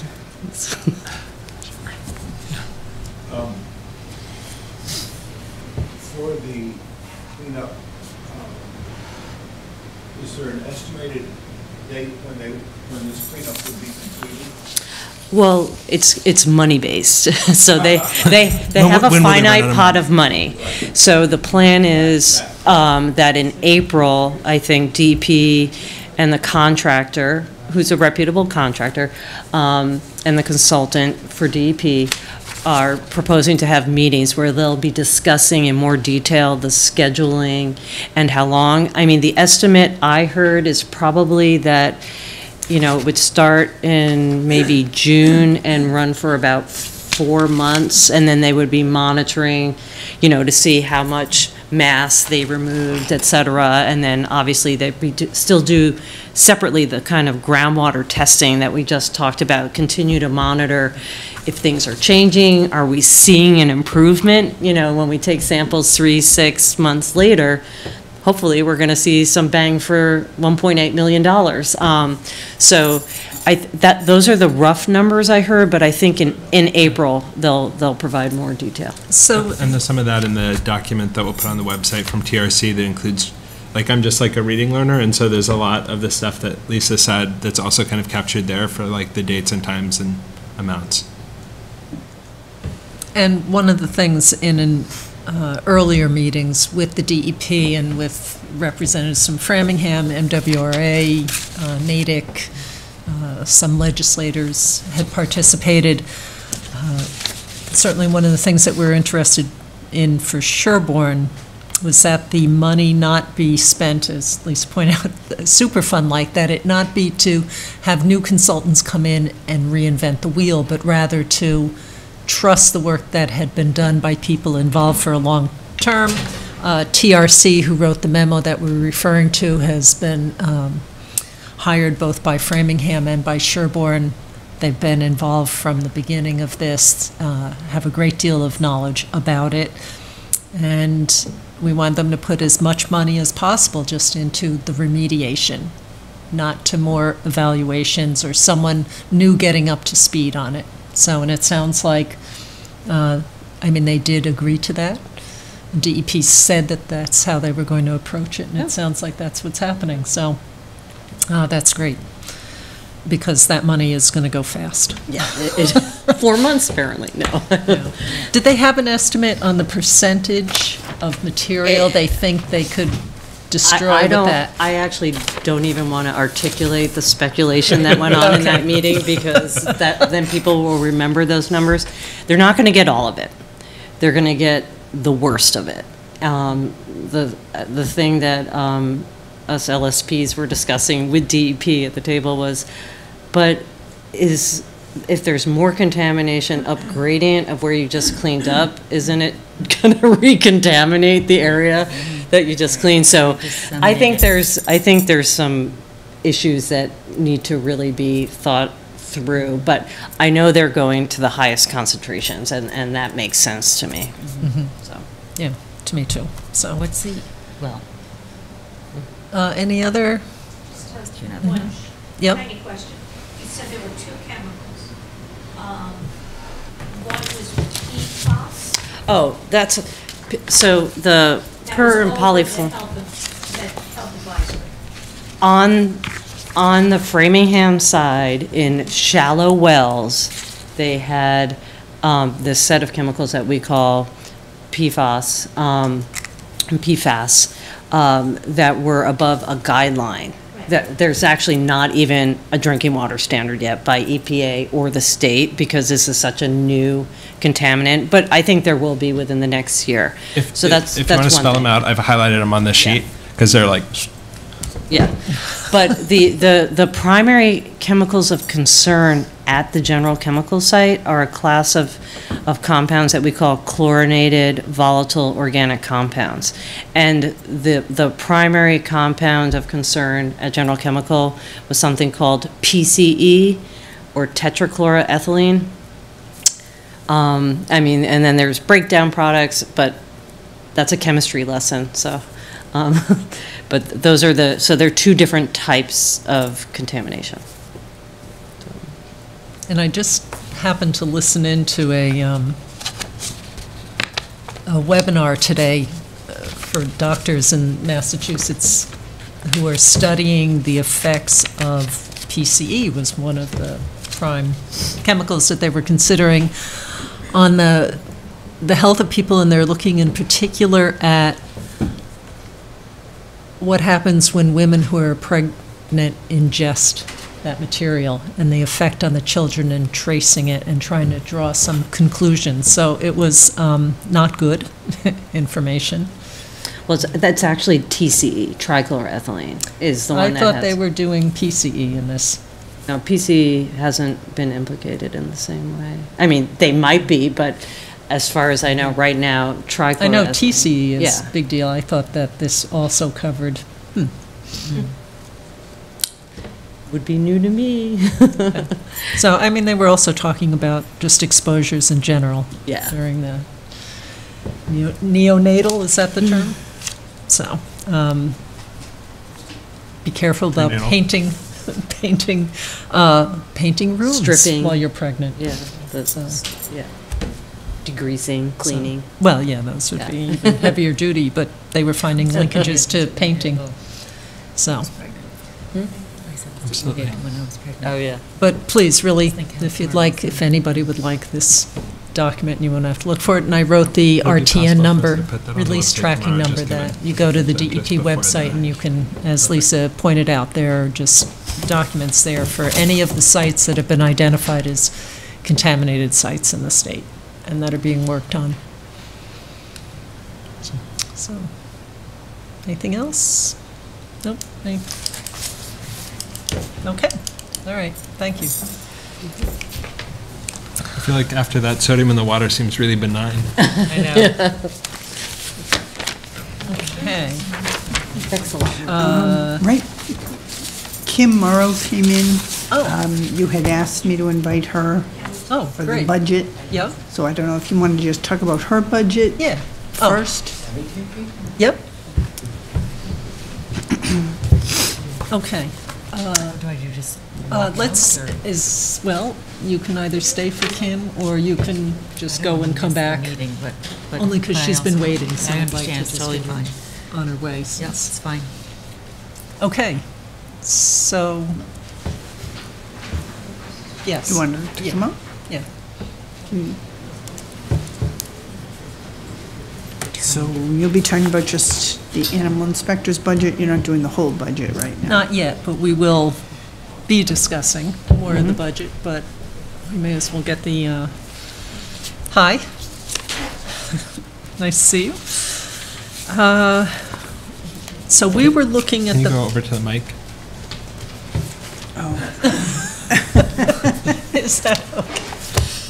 It won't be too long. We just want to make sure that we're on track for budgeting for next year.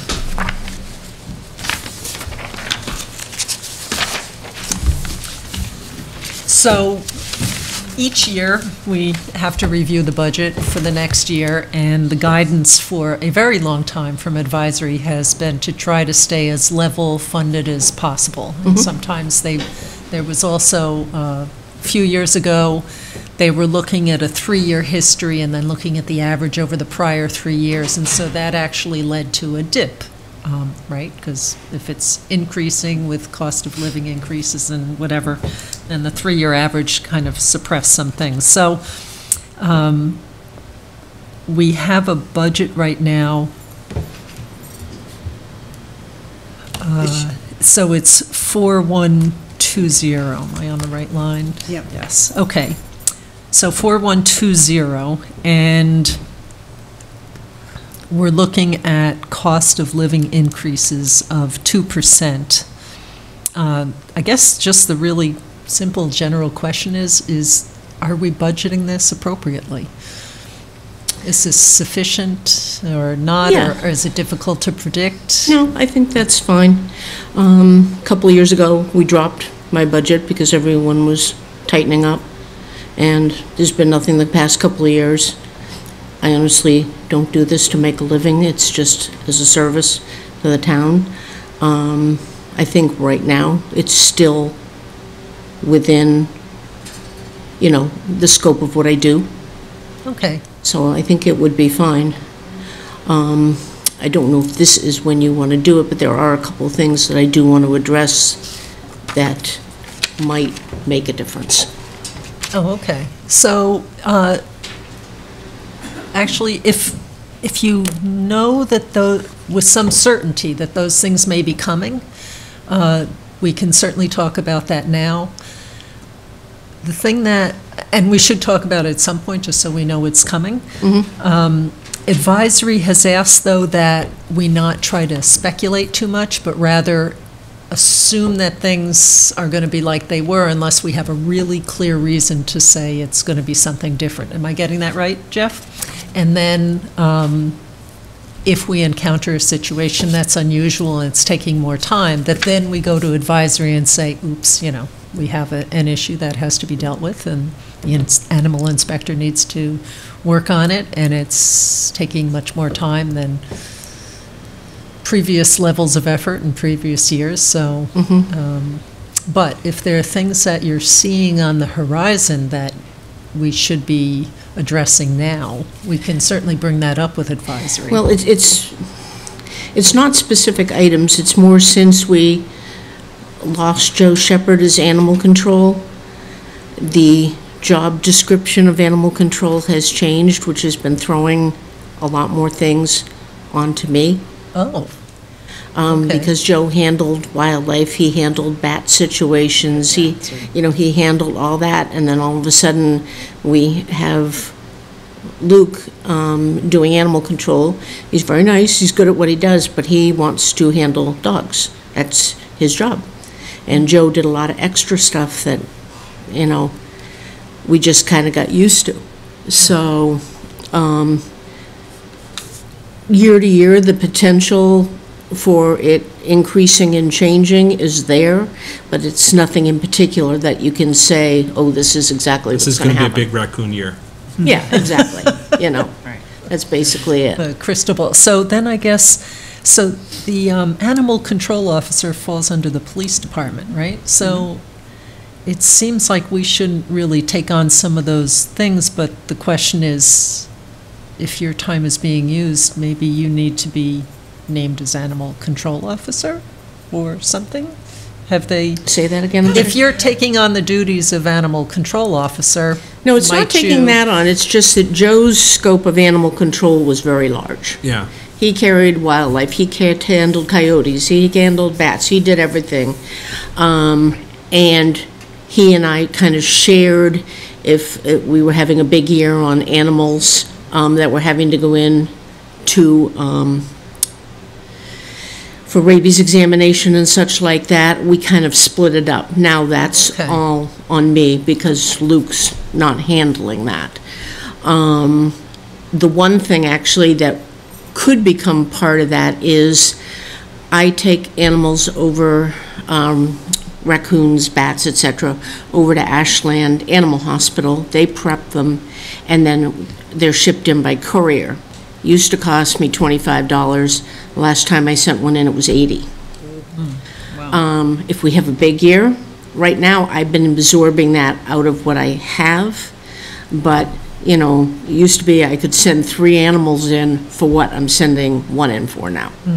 So if we had a big year where we had a lot of animals going in, then I'd be saying to you, help here, Yeah. Oh, no, you should. But you should. It's not anything until it happens that I can really, say. Okay.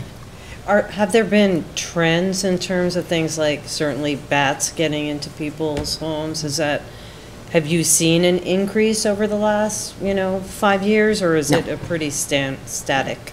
It's really the kind of change in job description that's driving the change in, it's a sort of animal control officer piece that's driving the changes in the experience, not changes in the. Right. And over the past 5 years, I can't really say, because Joe's only been gone, I think, 2 years now. He handled it all. I didn't even hear about it. He just dealt with it. But now I'm, getting the calls for it. And that is something that kind of needs to be addressed, and I thought it was being looked into when the last election and we had new board members. Ellen had mentioned that there was a discussion about looking into how we were going to handle it so it wouldn't slide through the cracks. but I am not a person that can go into a home and capture a bat and kill it and et cetera, et cetera. Joe was. He did it. Nobody paid for it. The town made out. But I think that some sort of policy has to be established so that we don't have bats that are just being discarded and we don't know what's going on. Mm-hmm. And for the other things that you either used to do with Joe or have been absorbing and taking on, are you comfortable with them, and do they fit under your animal inspector role, or are they kind of spilling over into a different role?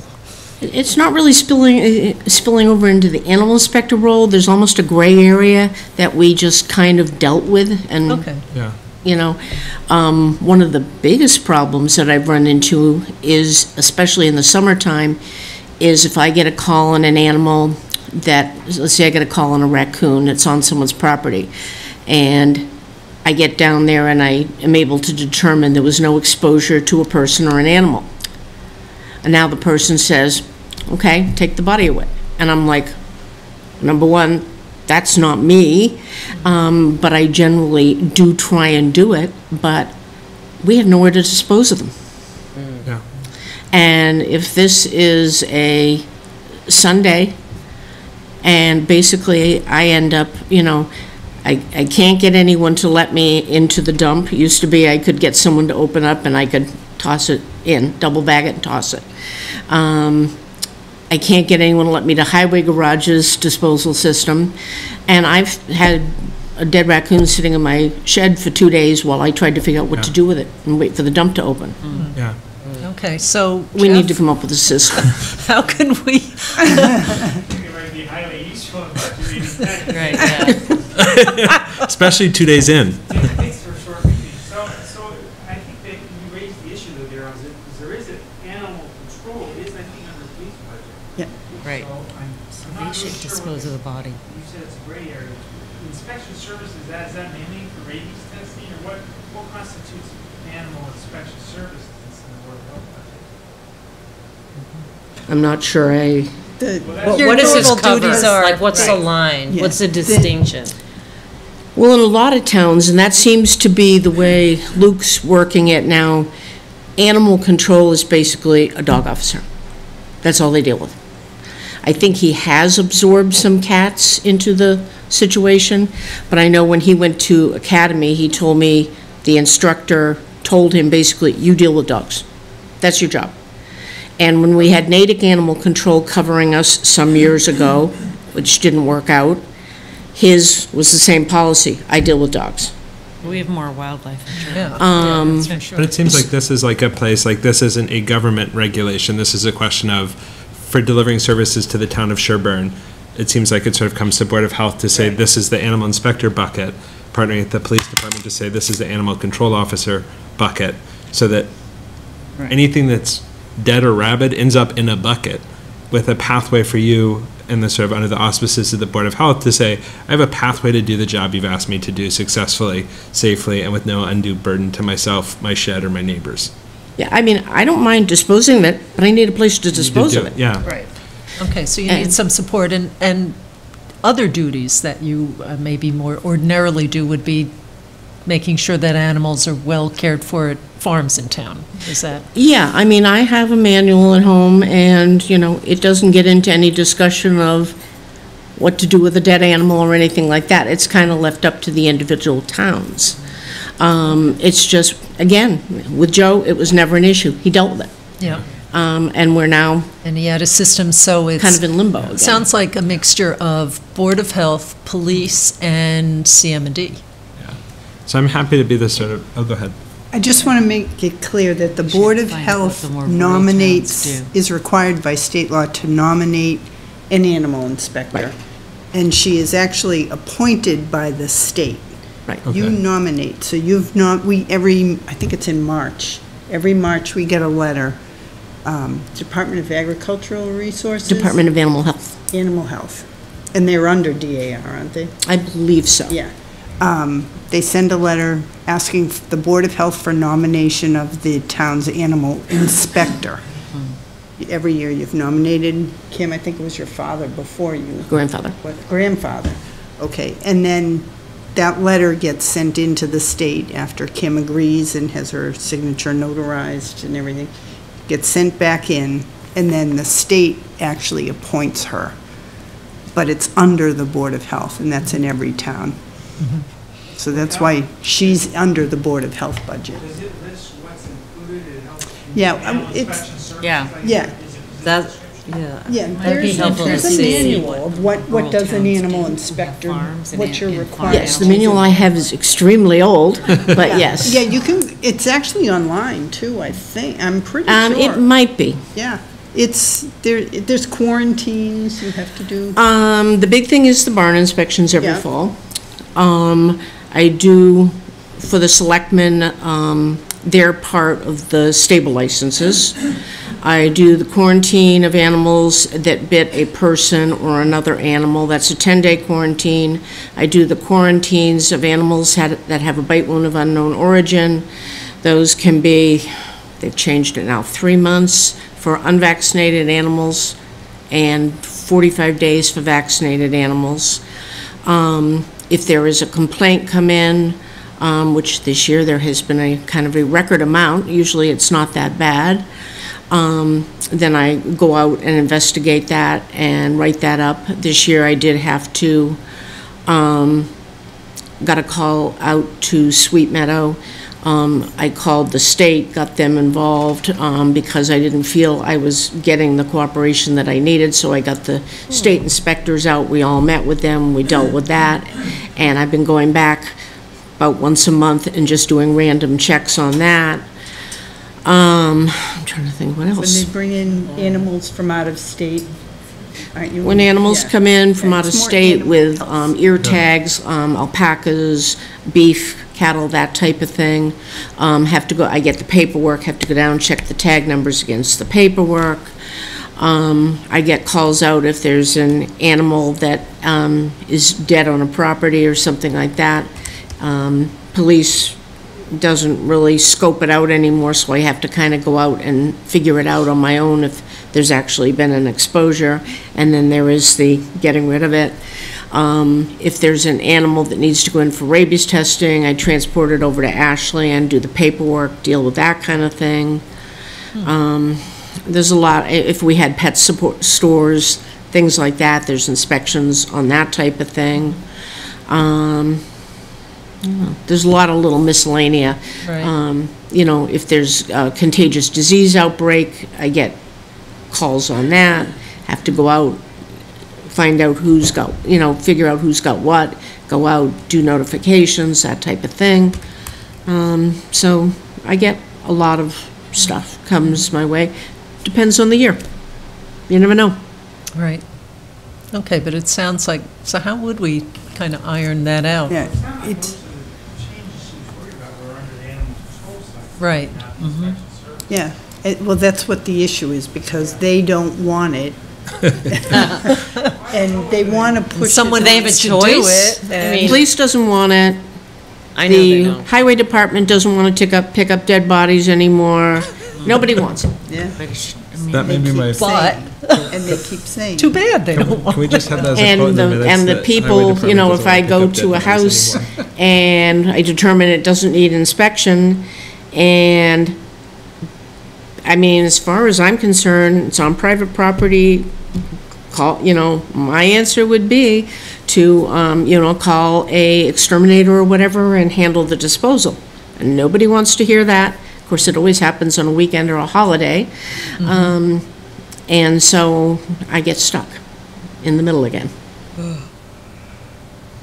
Okay, so there has to be some way to they need to have, like, We resolve need a way that. to dispose of them, be it Highway. someone, I mean, highway must have a, not an incinerator, but a, you know, disposal system there that if I double bagged and throw it in there, nobody's gonna handle it but me. I don't see what the deal is about getting into that type of thing. But apparently, no one seems to know who has the key when I need it and all that. And I don't So- want the key, I just want to know, you Right. know, used to be police would let me in to wherever to deal with this. Now, I'm stuck. So, did I hear you volunteering? I did. I thought I did. Which I think I also did before I lost track of, because I'm like, Kim, that sounds familiar. So I guess the question is, like, part of what's going to be hard here is, like, for the things that aren't clearly within your job description, it's still like you're the person people call. And so if we're sort of left with what this seems like it sort of is beyond just delineating what's the animal inspector's responsibilities, but also kind of partnering with you and the town to figure out how do we make sure that we deliver the service appropriately and you're not kind of stuck in the middle with a gap.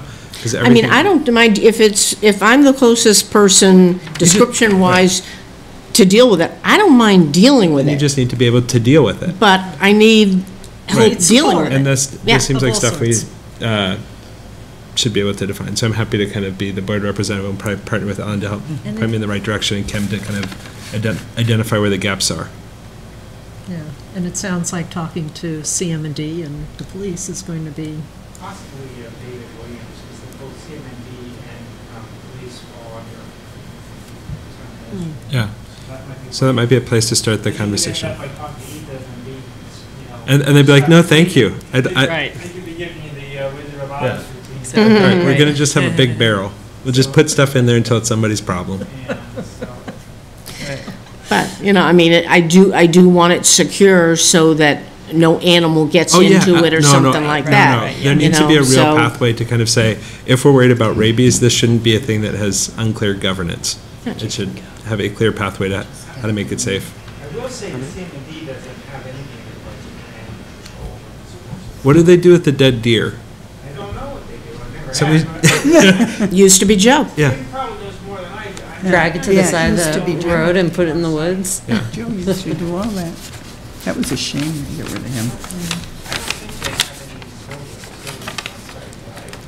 I don't think so either. I know they do have a list generally of people that they call that are interested in it. And that is a lot of the time how it's dealt with. If it's a carcass that's old, though, then that's out, and that's where trouble begins. I know I've heard of it being tossed into Audubon once, and various and sundry things. Yeah. So it sounds like it's kind of a starting step, like you David, and I can kind of meet and discuss. And I definitely don't handle deer. The cycle of life. Yeah. It's not really garbage. It's so.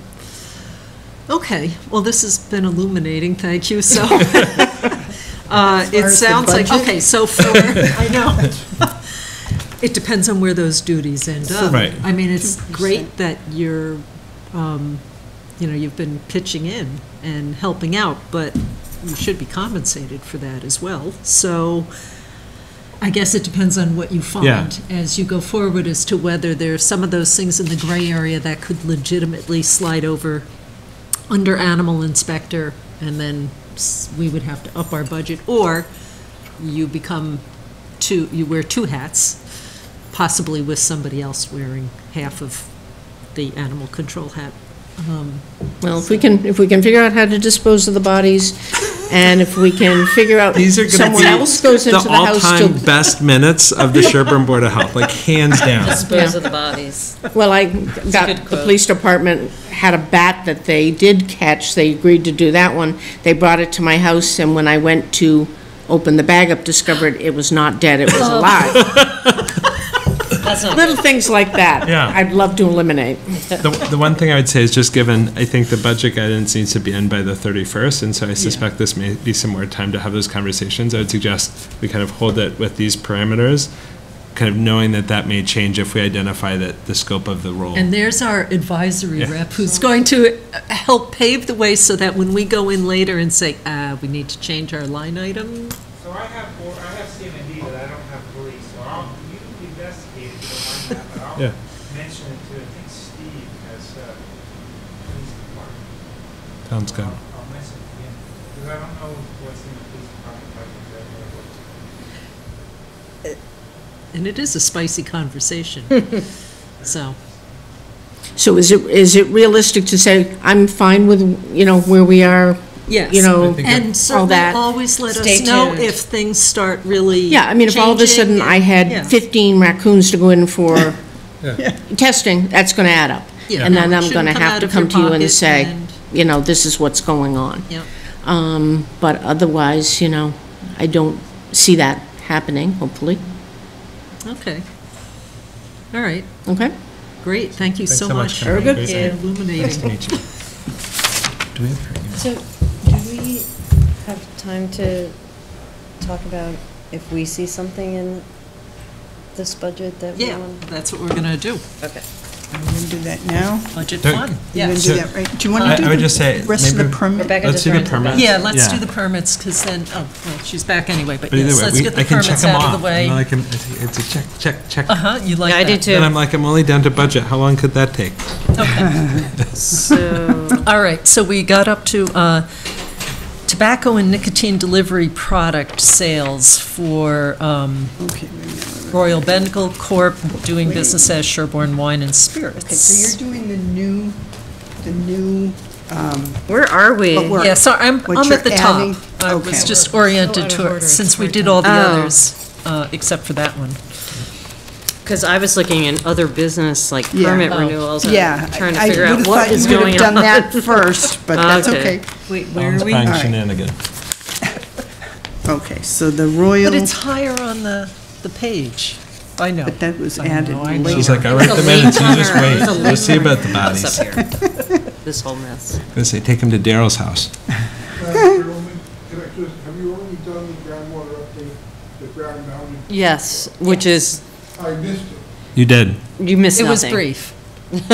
There'll be more to come in January, how about that? Thank you, that's what I came for. Thank you. Absolutely. Have a good night, I Peter. asked him, and he didn't. He came late too. Oh, Jesus.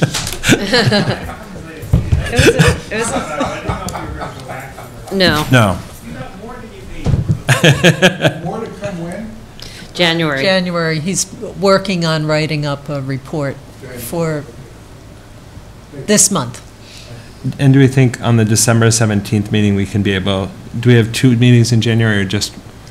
There are Right. two. Two So maybe, meeting- can we, January do we think we can say at the next meeting, it will be at the next meeting? If it, maybe, depends what he says. So. Maybe, and it depends Okay. on when we see the report, because something that we've talked about with him Yeah. is, depending on what he has, and if we review it, and if there are things we think need more internal review or discussion or further research before bringing in the public, right? So to me, it seems like if there's If there are big holes somewhere, then is that a good time to bring him in, pay for him to come here to present if it's spot? I don't Well, know. I mean, should be I'm super- sort of hoping super that won't be the cost-conscious. case, Yeah, I since am we too, gave him but- guidance Yeah. on, Yeah. Right. Jeff, did he is originally the say only we'd reason have you're here, the something? budget? Didn't he say Once we're done with at that, the end of the I mean, we always enjoy your company. he's talking about, I just was like, I'm so enthusiastic about checking off boxes, but then I was thinking if you're actually, you're here for us. Summarize it, yeah. We should have beverages We won't or give you something. any dead Okay. raccoons. yeah, my Kavita's not cutting it. Exactly. Okay. All right, can we get a non-alcoholic, motion on the I was thinking- Sherborn Wine and Spirits Tobacco and Nicotine Delivery Product Sales Eggnog permit? on December. Is that, does that mean vapes? I mean, what's a No, no. nicotine delivery product? Uh, Well, it could, actually. Yeah. Cigars. I mean, I think it's probably under the same. It could, Yeah. but I don't think they sell them. Well, I'm worried about that. But that's at least But a it's- liquor that's- store, and, I mean, so no one under age should be even entering that store, right? To purchase anything? Oh, to Because- purchase. Yeah. But we don't want, You can but take I kids thought the in there. town had a bylaw that we would have Well, known. I think Right, we the, do have bylaws that cover no candy, or no flavored, unusually flavored, well, I than think when we get to tobacco-flavored number products, 5 so- on the bottom, that can be a discussion point, because that's a Citgo. And But I mean, they currently have tons tobacco, of right? kids go Right, there. definitely. I don't see why we'd want to do that. We But don't. I think We that we don't- I can't just say don't like, anyway. I if don't they're know. duly licensed, whether or not we like tobacco is sort of separate from the question of they're allowed to sell it. They are. And so And- so this is more like, and is- have they been naughty or had demerits Yeah. for selling to underage people or other things that would say they're not appropriate to issue a permit? Because our regulations have provisions for age, so we have a higher age for the types of products. We did add nicotine delivery because we were concerned about the e-cigarettes and that sort of thing at the time, and also not selling individual items and of a certain value, because the idea was, could kids either get someone to go buy it for them or Right. go in themselves Right, and right. have a couple dollars and get a cigar or something like that. So, and they were very, well, actually, I think it wasn't them, it was maybe Sherborn Market. They were very agreeable to that, and so and have been complying. So in any case, do we have a clear definition of what nicotine delivery product is? Anything that Yes, contains. it's in our regulations. Yeah. So, Okay, but And sale of flavored tobacco and nicotine delivery products is prohibited under 8.0. okay. They can sell menthol. That's flavor. yeah, it's the Yeah. flavor Like that's the key grape, word there. Yeah. banana. Right. Okay, so any motion on this permit? So moved. Yay. I'll second. Wait, which one are we Before on? we clarify. Sherborn Wine and before we- Spirits. Okay. Before we vote, would you mind, I'm very sorry, because I know you just went over this, but I'm still confused. So, we're renewing something that already exists, Yes. and our regulations specifically address the nicotine delivery product already, so this Yes. would not be in any way changing the relationship between the permit and the existing regulations. Correct. And this might actually be helpful. The second page of the application is the applicant's acknowledgement of requirements for Okay. tobacco and nicotine delivery product sales permit. And they have to initial each section, the below listed, they acknowledge receipt of a copy of the regulation. We send them a copy each year, that they've read the regulation, and they acknowledge they're responsible for instructing any and all employees who will be responsible in dealing with the public to sell the products, that they hold a current tobacco retailer license issued by the Department of Revenue, they initial, and that they acknowledge that the issuance of a permit is conditioned on the applicant's consent to unannounced periodic inspections to ensure compliance. And so that's the second page, and both tobacco and nicotine delivery product sales permit applications include that. So, so I'll back up a little bit, and a few years ago, the board had people come in who were doctors and also trying to get new regulations passed throughout the state to both address the e-cigarette issue, but also the age at which people started smoking, because there's a high correlation that starting before early 20s, people are more inclined to then become addicted to yeah. cigarettes, and that the longer you hold that off, the less likely they are to pick up the habit to begin with. So doctors came and presented, they brought in a bag of stuff one night of flavored products and e-cigarettes, and how they have little lights on them, and you know, they're like toys practically. So we did become the first town in Massachusetts to ban the flavored products. And the Massachusetts Association of Health Boards was also working on this and helping towns develop improved regulations. So we got a lot of support from them in terms of reviewing the language that we used. So, and we raised the age of the sales was part of that.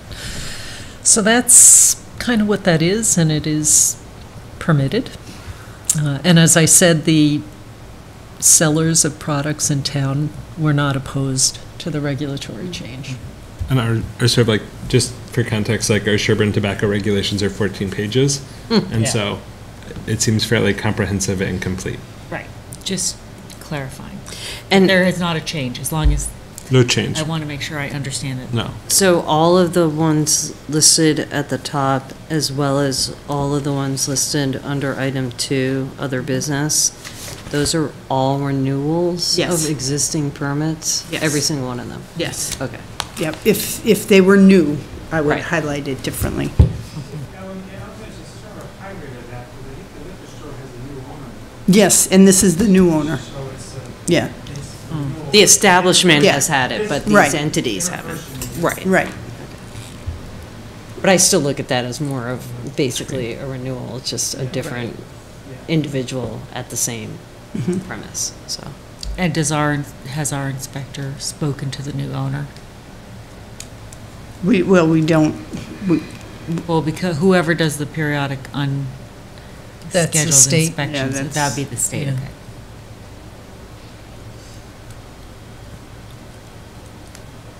Okay. That's good. No, I was just wondering whose responsibility it would be to clarify, and they initialed it, so presumably that's good enough. Right, for the permit, they've been Yeah. informed of what the regulations are here in town, that if they're involved anywhere else, they know that they're different here. Are we ready for a vote? For the- Are we gonna for just the do all permit? of them? No, because they're all a little different. So this is Sherborn Wine and Spirits Tobacco? Yes. So Are you sure moved? we can't do a block? you It would already be faster. you will be able to do a Second, yeah, block for in- some. For some. Okay, But We can just not do yet. that. okay. Okay. All those in favor? Aye. Okay. Whew. All right, you so wanna that's do- top part's done now, and now I'll Yeah. do the real thing I should have done first. Okay. So- Do you want to No garbage grinder. do They can't the have none other of them. tobacco, since you just had that long Yep. discussion Yep. on that? Then it's like the super vape. It's Okay. So Sherborn Fuel, which is DBA Sherborn Market. Yeah. Okay, and goods, for all of these, is there anybody, I won't ask you every time. Is there anyone who's not in good standing who's on our No. permit renewals list? No. Okay, fantastic. Do we have a motion to approve the permit for tobacco and nicotine delivery product sales for the Sherborn Market? so moved. Second. All in favor? Aye. Okay, Okay. then We I could would do the suggest. installers all together. Well, can I ask you to go Oh, back nope, to the okay. food establishments? She's trying to keep Oh, you on your yep, toes. yep, on yep. them. She's We like- have 3 food establishments. All 3 are at 21 South Main. So Okay. it's And they all Sherborn have Market. the same sodium. They're all Russet. on the No. same well. Yes. Oh, yeah, they do. So, Yeah, that would be interesting. They better have the same numbers. so they have the same. Yes, I was joking. Wait. So approving, So you can Okay. we can block them. block those It's a, We're 3. approving Yeah. Right. the well. So do we have a motion to Okay. approve the food establishment permits for the 3 businesses at 21 South Main Street, subject to sodium posting for all of them, So moved. or each of them? Seconded. All in favor? Aye. Okay, but you're, okay, you gotta, Okay. And now the 4 installers? wait a minute, Oh, because I have to sorry, write this sorry, sorry. down. And You want to just tell us what we'll do next? Well, I think only the I'm open to it. installers. However, I do have to have Daryl sign the tobacco. Daryl loves getting tobacco. So- Ready? I think of you when I pull up to Dunkin' Donuts. I say, "Look, there's Daryl." I Yeah. know. That's right. I'm having trouble with the, Tobacco. I don't like driving behind cigarettes to begin with, but Yeah. the grape smelling things, I can't believe that a whole street could smell like grape candy down, and yeah. that it's not candy. Okay, those 2 you sign at the bottom. Now, one installer will be separate, because it's a 2017 renewal. He didn't, typically the installers don't renew their permit until they get a job. Yeah. And this one is Fred King. Mark talked about him earlier for the Nason Hill Road. And at the last meeting, you authorized Mark to approve this installer permit if it came in between meetings so that they could begin the work on that system. As you know, they didn't begin the work. but Mark did approve it, and he did have the pre-construction conference with him already. So Okay. this one is for your ratification of the 2017, and he has been now sent his 2018 renewal. Okay. Okay, so do we have a motion to ratify the agent's approval of the installer permit for Fred King? So moved. Second. All in favor? Aye.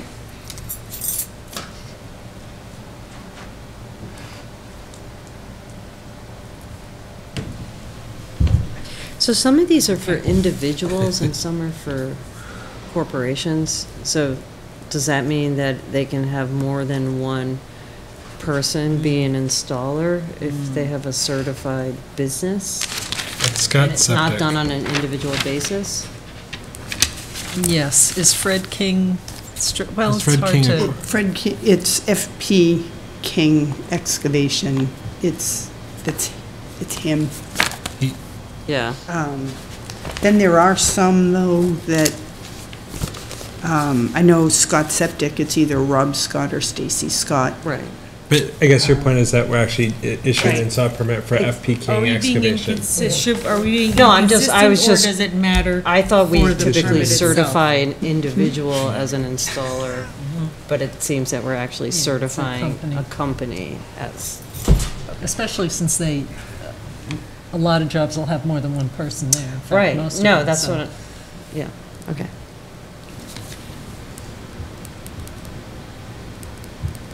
Okay, so we have Scott Septic, then Ben Stevens, Trask, DP and Sons yeah, and Mayo Construction. So do we have a motion to improve the installer permits for those 4 entities? And they're all in good standing. yes, Mark has gotten a copy of all the renewals. So moved. Second? All in favor? Aye. Okay, Darrell, you sign these. And it's all of these are conditional to a pre-construction conference. Okay. Perfect. At each project or whatever. Yeah. Yes. Which Ellen has right here on the permit.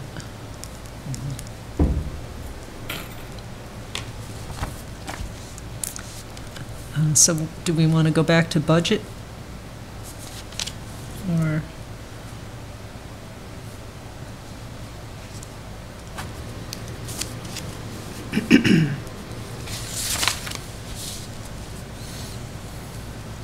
Since Jeff is here, and just in case Jeff actually wants to. I mean, do we're also something going to talk else. about manganese, so there's like stuff to look forward to either way. I guess my only comment on the budget was, we had this $10,000 appropriation for consultant for fiscal year 2018. I don't see the need or the likelihood of us needing to have a consultant going away anytime in the near future, especially with all of the proposed developments and complexities that we've been discussing. So, I mean, shouldn't we just assume that we're going to need a consultant for $10,000, which is not very much money? Oh, except Going- advisory. Advisory's like, there's no would such thing like as not that very much money. much. Are you waking up now? No. But I have a specific idea in mind I like it. for a consultant. Okay. And that would be to write new well regulations for this in-between single-family home and public water supply. And have somebody else go out and research other towns or states or someone who's done that already. And just pull it together, because It's a I would loophole. love doing it, but honestly, it just takes so much time, and I Right. don't Well, one thing that have any I more learned time at the for that. MAHB meeting is that we need nitrogen regulation, specific town policy in our regulations. And that's what is done in Cape Cod.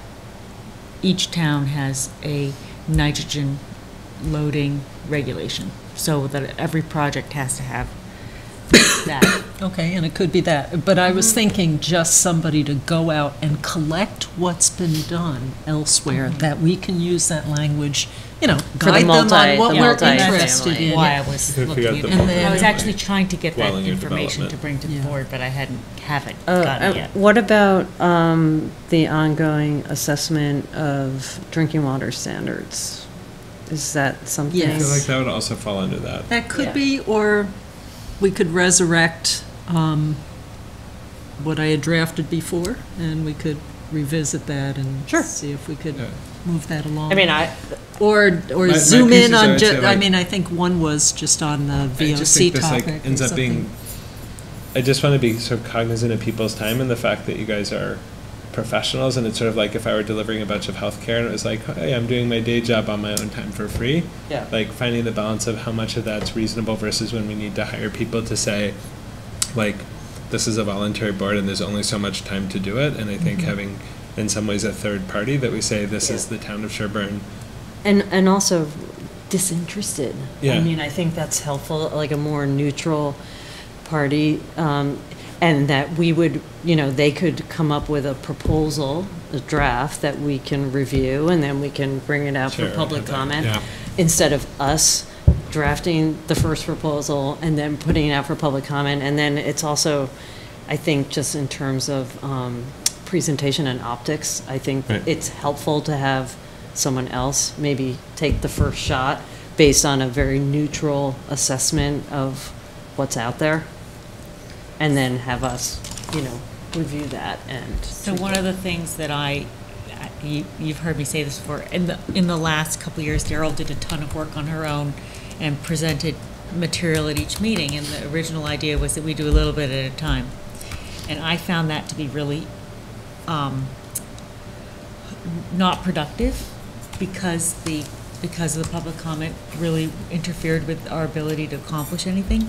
And so I want to make a request that we do. I went to a selectmen's meeting and I was really impressed by how they run their meeting, because what they did was they set aside like a 45-minute block of time for the board to discuss the material as a board. And then there was designated up. public comment. And I would love it if we could do something like that, because I think it would be more effective and we would not in any way be preventing public comment, but it would give us a chance as a board to do the work of the board. And I think that would be really useful and maybe more productive. That's all. I also propose having a workshop, but that involves extra time.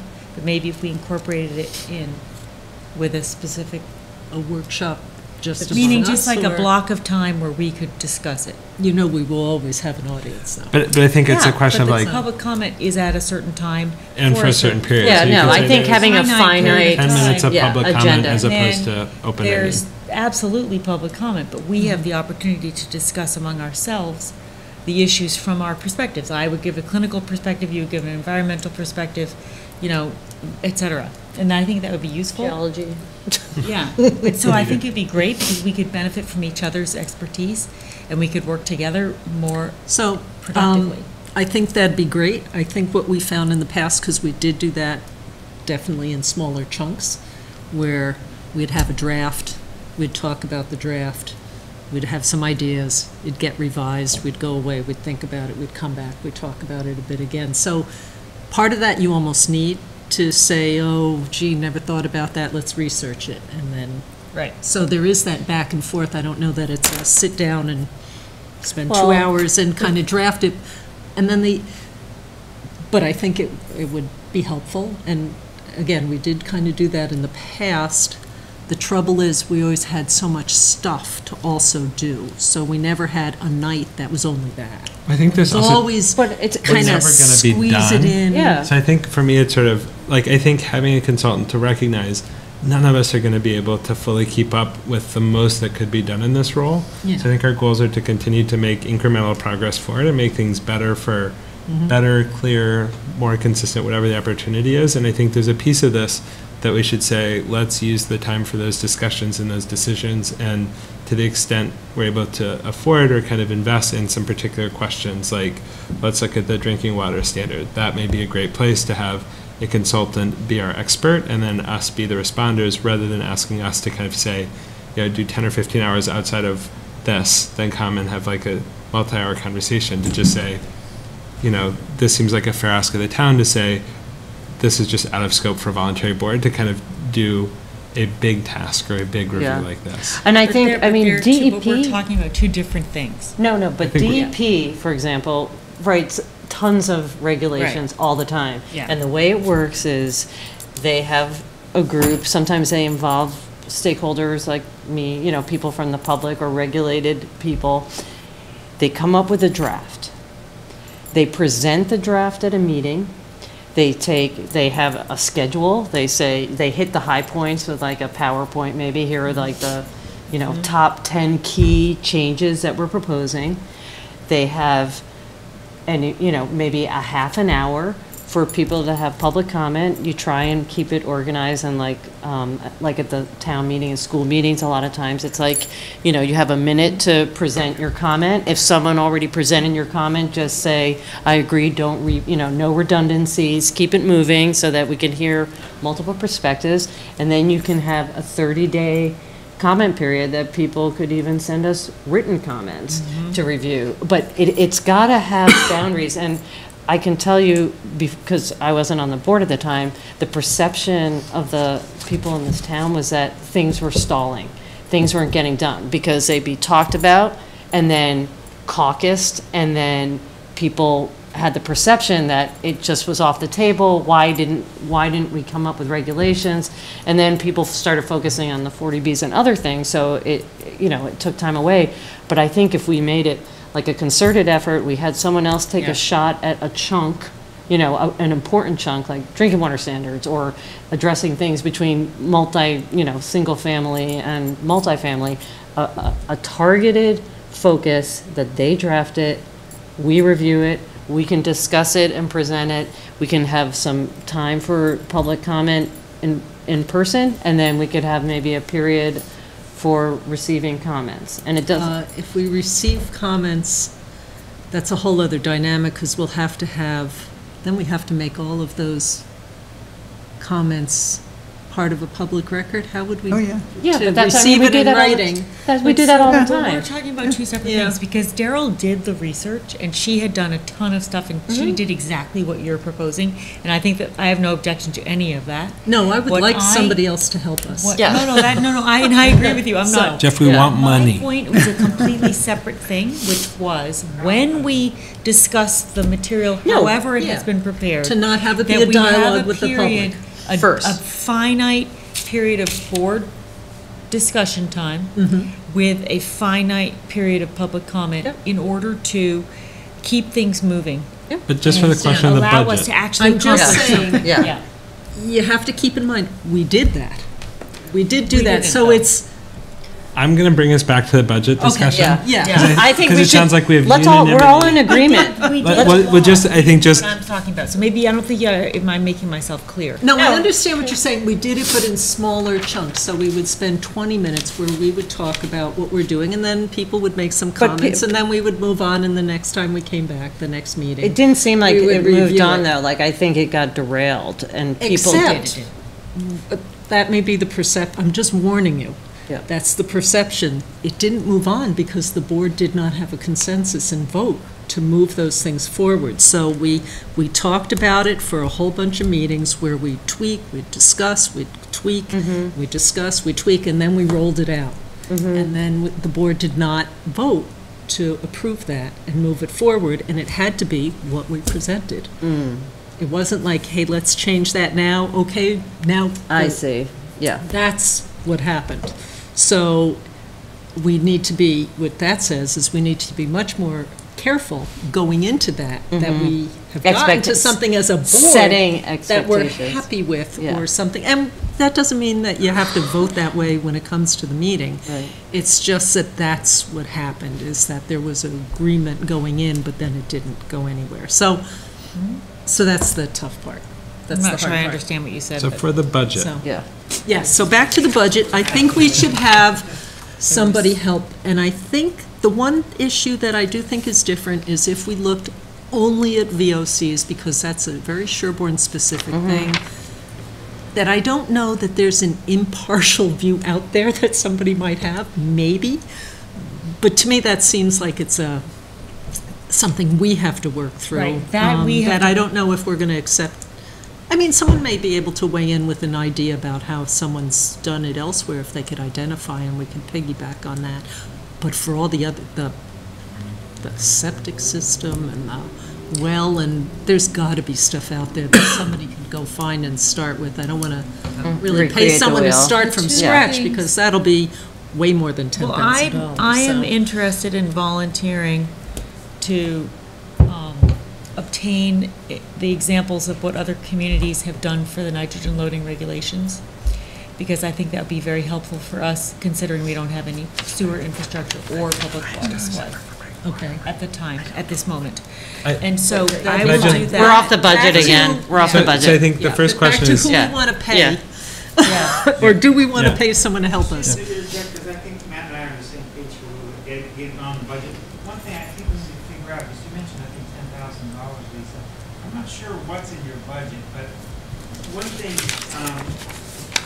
technically, I think the mounting study isn't really considered in your budget because it was a reserve fund transfer. In other words, it wasn't in your fiscal year 18 Yeah. budget because you asked for it partway through the year. Right. So I don't think it was considered a one-time thing. Now, what I don't, this is the final one, and I'm not sure if you can hear the draft budget for 19 yet. But the 18 budget that I have only has $5,000 for fiscal year, I think, for the request for a hydrologist. We spent $15,000, remember the year before with the Fields project, that actually came out of the selectmen's budget originally. Right, and it was a joint It was a mid-year- Board of Health and Concom, Concom, both. Right. But so, I'm not even sure exactly what is in your budget, but I fully support the idea. I think having outside consultants is definitely the way to go, for all the reasons you already said. Okay. And the workload, to me, is actually the minor part of it. It's actually, you get the outside opinion. Right. And even like you have the guy come down from UNH, or if someone's gonna lend a, an contour or whatever up with a green institution or something, say this is what we perceive, and then it allows you to vote and maybe modify their thoughts.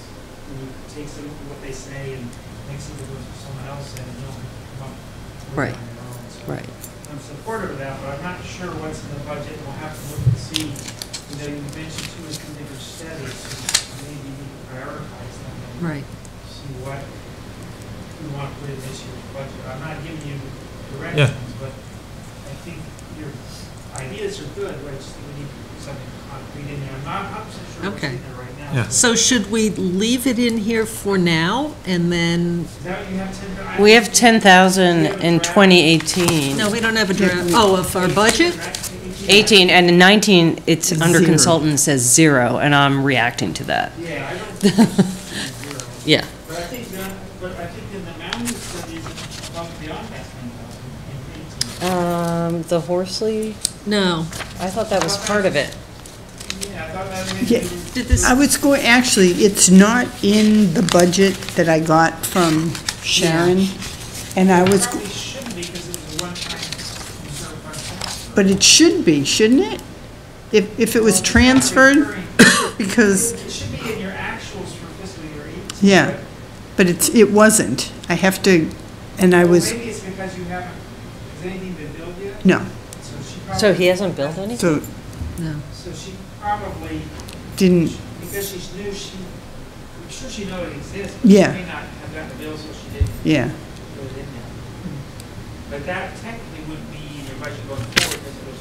It's a one-time, It's a yeah. one-time Right. thing. Right. So if we specify certain, But like, you can 2 think about scopes. what she put Yeah. in there, yeah. okay. And if you had 10,000 in the 18 budget, I think we should at least do that. That was my feeling. The goal is to keep level funded for your budget for 19 versus 18. Right. Except for increases in cost of living for some. Right. Right. So if 10 would be level. So, but I think it's is a it question of, appropriate to have it in the budget, or once we formulate maybe what particular study or studies we want to do, then to come later? Or since this has been on our radar for a long time. Let's just- show our cards. I think that's better, like, put the money in. I sort of agree with both of you. Yeah, what I would do is figure out what you want to do for studies in terms of priorities, not tonight, obviously, but what you want to do and estimate the cost. And then you would decide, I think you should, but also, you know, look towards what you would see what we do in a year in terms of having a consultant. And if you look at the Nani study, it's take it several months and you're going to have to improve it. So don't put more money in than you can reasonably spend in a year, including the time to do the study. But I would put in your budget the dollar amount you think you need for this year. Okay. If it's more than $10,000 or it makes your budget low, you just need to justify it. That's all. So I would put in. You know, Okay. the advisor probably would agree with you, but I would say Yeah. put in what you think you need, and if it's above it, you should be prepared to justify it. So I wouldn't stick to the $10,000, it should be more or less, but make the number be what you think you need. Okay, Is that what you're saying? Are we?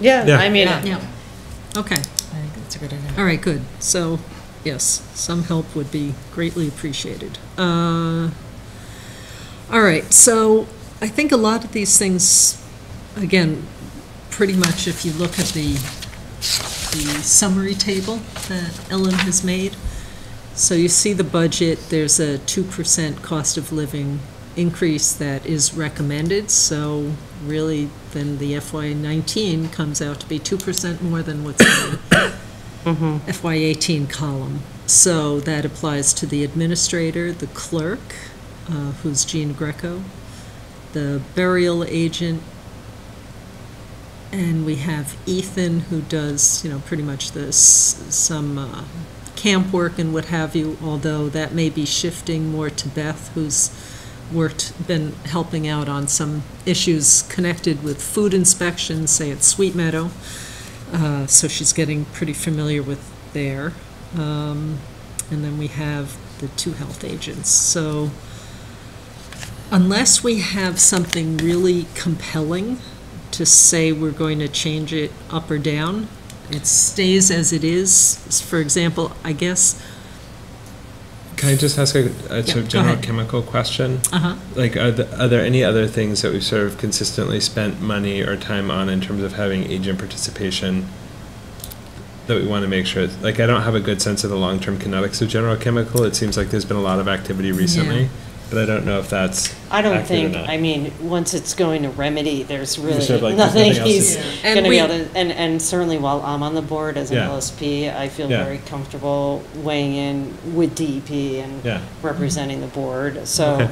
Sounds great. I don't think there's going to be a big Yeah. Footprint need there. for that. And we Okay. had money set aside, and it hasn't been used up at all yet, so that we got Okay. to have Ethan participate in the general chemical work. So,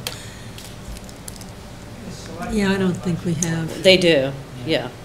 So, although they've been And- talking about moving it over to us or more responsibility for the Board of Health, whereas they wanted to keep it in that, with them for a while, but, It was kind of a Mark Brandon thing, so that might have been oh, all right. And now they're ready to shift. right. Well, He's like, I know better than that. Well, Sean Clean is also on. Well, Sean and Sean Chuck were and both Chuck. at the meeting with me. Okay, good, yeah. Both of them were. And then are there any other, I just don't have a sense of I don't really know. scope, like, most of this looks pretty Yeah. steady to me, not very But I kind guess Uh, what I would say, Charles you're asking Young. Is he still- I would also look like, one thing I want to ask him is, what He are is the right actual now. He numbers? has not departed. These are all, what we have in here, I think, aren't they all Said he budget would, but- amounts from prior budget years? You don't have an actual amount, do you, in there? For prior, I don't know yeah, what you're looking at, but do you have an actual expenditure? In other words, her budget was 4120 or whatever it was per animal.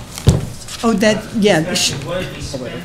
oh, that, she gets that full. She gets a flat The fee, full so, What happened? so that's why it's, I'm not asking that specifically in every Yeah. category, like another one, I thought we were going over because the new food inspector was more expensive. I don't know what your actual expenses are for food inspectors, but I would like We- to see we the do. budget, make sure you complete, you probably are, Ellen, but make So we have the copy. year-to-dates, that's the tough part. So Yeah. until we get to the end of this fiscal year, we don't know what the Well, what is total it? What's, you've got this? is going to be. Oh, I can give you, Can we give him? Yeah, Can I had he take two. my, if you don't have a spare, I can look no, over. I have a spare. Okay. Yeah. Just because then Oh, it's just a lot easier to say. It was, So that's the thing, how do we, Actual costs are. Yeah. right, we can, we This- look mid-year if we're kind of on target. this is I know tonight. what I had prepared, but it doesn't, I put in the 10,000 there. It's not in the budget that I have to talk to Sharon about This is- why it's not. This is but spare here's- copy. Yes. Happening and And then happening. this is the fiscal Yep. year request draft. But was But- this 10,000, was that the mounting study or no? Is that why it's not in there? Is that the mounting? See, I think we Yeah, should budget that's for what it some was. of It those. was So 10,000. that's why it's not in there, because they viewed that as a one-time request for that study as opposed to an ongoing budget item. Well, who paid for But- TRW? but we need Whose to budget get it Did that come in out of? order to Spend it. spend it. Selectmen. Yeah, So yeah, it but shouldn't- But that's a you sort of different- pass-through. That's a different, what we're talking about is wanting the same amount in fiscal year Oh, 19. yeah, yeah, right. And that's not in She needs to there. fund it in fiscal year 18. I think it was going to be a reserve fund transfer, so it wouldn't really come out of the budget. It was going to come out of, But I think Cash. we're trying to be honest and realistic that we have things that we know need to be addressed. Oh, yeah, I think Yeah, you're yeah. totally supportive Yeah. of that. You're just Yeah. saying that's a separate I think you question. need to put it in, but we may not have had the 10,000 actually, even though it shows it was in the 18 budget, it may not have been. It may have been submitted after the budget. And it was a reserve fund Yeah, transfer. it I think definitely you're was. right. Yeah. It didn't get approved Yeah. until, So they're late looking at level April. funding the budget, they're not seeing Yeah. that $10,000 because it was submitted mid-year. Okay. Or whenever it was submitted. And so what's the best way, so for us to kind of tell the story of this was a reserve fund transfer in terms of expenditures I on? don't think you need to do that. I think you should just say, here's the studies that we think we need to do, and this Here's is what we what think the the estimated costs are. And Okay. They can say yay or nay, but. And will that be you can framed as? Explain why. So if we imagine that the reserve fund transfer was like, I don't know what the number was, but let's say it was $10,000. Yeah. If we said the Board of Health is making a similar request, is that then framed as the Board of Health is making a new request for $10,000 since it's on this budget and it was a mid-year transfer for the old budget? Or is it interpreted in the context of the universe? I know what you're asking, I Yeah. know the answer to your question, but I think it's worth bringing up. Just say, look, we do this as a one-time thing for the mounting study, but there are other areas where we need to do the same Right. kind of thing. Where we'd sort of So it's recommend- good to bring it up as precedent, Yeah, but they'll view it as a budget as a increase. new initiative, okay. And so Does this that would make sort of. sense? Yeah, but we But we can defend it. I mean, I think Right. we Oh, can. yeah, provide- yeah, Like yeah. our I'm recommendation sure you would be- can. Also, Yeah, yeah. like, right, much like, I mean, when we had to go in and defend the request for it in the first place for the mounding study, so it's just similar, it's just at a different point in the budgeting Right, process. and, suddenly public Money's water supplies allocation are now, perhaps a more common occurrence, so it's a Yeah. similar kind of argument. What are the contractual nurses? The VNA, Okay. Is this, I can have this? yes. Thanks. for some reason. The VNA, The native VNA. and how do we, They what prefer do they We- do for us? They, well, it's in our budget. They do, a lot with the Council on Aging. All right, hold on. Okay, we should perfect. Yeah, be yeah. speaking I just so was like trying to everybody picture. They so do it's- the, I just don't. they go to the luncheons and do blood pressure screening Perfect. and Yeah, that yeah. type of thing. So it's sort of, okay, But it's through our budget. okay. Sounds lovely. And we were talking about that what we pay them doesn't cover all their Oh, right. time. Yeah. That Yeah. somehow they're getting But monies it- from elsewhere. yeah. I'm sure they would They take do the more. insurance, Yeah. whatevers, and So Rebecca had the question, you can Yeah, say it or actually, I'll why don't I just- ask Jeff? I might be, is there a benefit, when is it beneficial to have it be budgeted in the budget in advance versus to use it as a request from the reserve fund? So generally, the approach we're trying to do, in the past, people sort of padded their budgets, I don't say pad is not the right word, but people try to never, ever run over their budget. And so they would put enough comfort in there so that Sandbag. And so the problem with that is, whatever's in the budget, we make property tax based on that, because we have to cover those funds. So we don't want to have a million little budget, like if you look at the regional schools, we took $1 million out of the regional school budget 2 years ago, $1 million. It's just things that they had budgeted for, and they didn't spend it, which is a good thing. They weren't spending money that they didn't need, but they were constantly giving money back. The problem with that approach is we're taxing that, so we didn't need to have the taxes be as high as they were.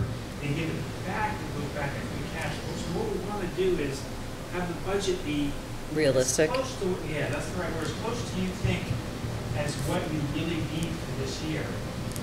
And you can put a little bit of contingency perhaps, but not much, because we'd rather use the reserve fund transfer and have a pool within the town that could be applied to any budget, instead of having that continuously in everybody's budget. So the quick answer is what Lisa said, make it be realistic of what you think you Right. need to do those services.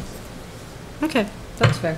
So, We can work with that. I just had remembered that, and I want to clarify in Yeah. case. Well, it's been evolving, like Daryl's introduction was good, it's sort of been involved in how we've done the budget over the last 3 or 4 years. It's evolved that way. Right, and we sort of knew certain things might have been coming, but we just went and we did the reserve fund transfer. The only drawback was that it just took a long time to work through that process. So we had the mounding study, you know, contract not being done until August, but anyway. Yeah, we So- debated it, I think, we have a special Yeah, town it meeting, just, people are doing reserve Didn't you have to go to the selectmen too? turned out that right, this well, one I ended up would go to the selectmen, they'd tell me to go to advisory, I'd go to advisory, I'd say, no, it's selectmen, and so. And then there if was you a lot push of it off that to the for a next while. fiscal year, you win. Case closed. Yeah. And part of that is probably because it was a new approach and it wasn't too clear how it was supposed to get done. So it took a lot of time. So So, this draft doesn't have that 10,000. No, that's Correct. why I brought it Yeah, up. and that's on my form. I had the $7,500 for Ethan for general chemical and then $10,000 for a consultant. So based on what you discussed earlier, I crossed off the $7,500 Yeah. for Ethan. yeah. Yeah. But, so you want me to add, Because I would then, put that in. I think But- that's like probably a realistic. Right. So if we had 2 areas of focus for, you know, and let's say gave 5,000 for each of those areas of focus, it might not be perfect, but I think that's It's a reasonable starting point. And then if for some reason we're, you know, close to the goal line and we need another couple $1,000s to get it over, I And we'll would cut think off we the could go phones. to. No more food shops. right, because, Right. Something's got to go. Yeah. Right, no more fine. paper. We got hospitals, send them there. and as you can see, even if we have, when we've had special meetings to take care of one thing, you see how every time we do that, you know, the meeting expands because people find out we have another Right. meeting and more things come up, and so it's so hard When to. you have these special settings, Have that you time. also have a development come where you need a hydrologist or someone to advise you on a particular Right. proposal. Right. Not a standards kind of Right. study, but an actual response. Right, a That, proposal. hopefully, we can usually get paid for by the applicant Yeah. under the right circumstances. If it's a hope homeowner, then so. that's a different story, and But I would make it, I wouldn't just put like a 10,000 bucket, I'd try to have enough detail. Right. Yeah. Yeah, And to yeah, kind of yeah. articulate No, why we it's get- we- $10,000 as opposed to that was just the right number of zeros We and get that that. one is nice. Yeah. Yeah. Like to be able, yeah. Kmart special. We could, yeah. So, so I'll need some kind of a justification to add Right. to the budget. right, and, okay, so We'll- how about if everybody comes up with their top 2 or 3 things that they would like to do a study on, then we'll see if we have any overlap I like at our it. next meeting. So everybody come with 2 topics. okay. Because. at When's the this next- due? Well, at the next 20th. meeting, the next meeting, you need to approve the final budget. Yeah, so we need to, But we can't consider it in between because it Yeah. wouldn't be a publicly. Because you'll. I mean, what I would say is I think right now our general sense is that a $10,000 Yeah, it seems range right. is realistic. Yeah. So in some ways I would say scope the work to be less than that and kind of say the things that seem realistic, like rewrite all of X probably not realistic, but kind of more focused reviews are, and then arrive at that and So validate the 10,000 at What the we next. could do preparatory to the 20th, as long as we don't discuss it, is if you come up with the ideas. And then we bring them to the Email meeting. it to everybody. Yeah, and we email it beforehand, around. So everybody Right. has time to reflect, but we don't talk. Okay. We don't say, hey, I like Not that talking idea. is So blah, does blah, that, blah. is that not a? It's subject just to open information sharing. Or you could send them to me, and then I'll send them out to all That sounds of good. you. She'll compile, Okay. that's a good, yeah. Right. Okay. So, because then it's really But- like a material for the public meeting, But and we share then- those at the public meeting. And then you can vote on it, and I'll prepare the budget So the when do following you day. need that by? Okay. Give us a date. December 19 and a half. No, December 19th is our meeting, No, because we right? all want to have a chance to think about it, so how about, Well, I send out your packets for, this is December, I'll send out the packets on the 14th. That's So the by day the Star Wars 12th? comes out. That's when? The day Star Wars comes out. 15th, right? Oh, no, maybe you're right, yeah. I think it's the 15th. 15th because So December Jack's 11th. birthday's the 16th. So and by we've already December discussed- 11th. Right. Yeah, that's a week from today. Perfect. Okay. Easy to When remember. am I doing this? By, December 11th? by a week from By- today. All right. Got it. And we're just sending it to you, We're sending it Yes, to, and then I'll, the brains of Put the them all- operation. and send it out. You're our hub. you could throw in a few You are. ideas, too. If we have missed something that you or, know we or you should. can just be like, yeah, I don't know what happened, that one got Yeah. lost. Weirdest thing. It's gone. You provided that. If you could whittle it down to one or two things, that'd be perfect. Okay. All right, you could see we moved some phone just because, I don't think there's anything else controversial on here. I Yeah, don't think we really Yeah, need to and- discuss it. so just the food inspector was moved from the, Yeah, I from saw the that. From an expense line to payroll. the payroll. And the 2% added. And 2% was added to the animal inspector and to the visiting nurses. I'm just seeing if I have No. any notes from when we met the other day. on anything.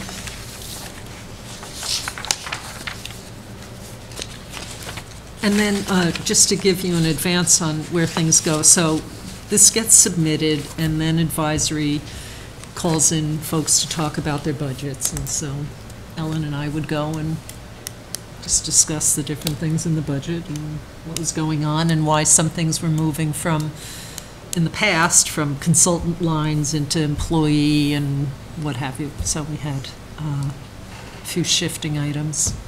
But, And I would probably be the late February.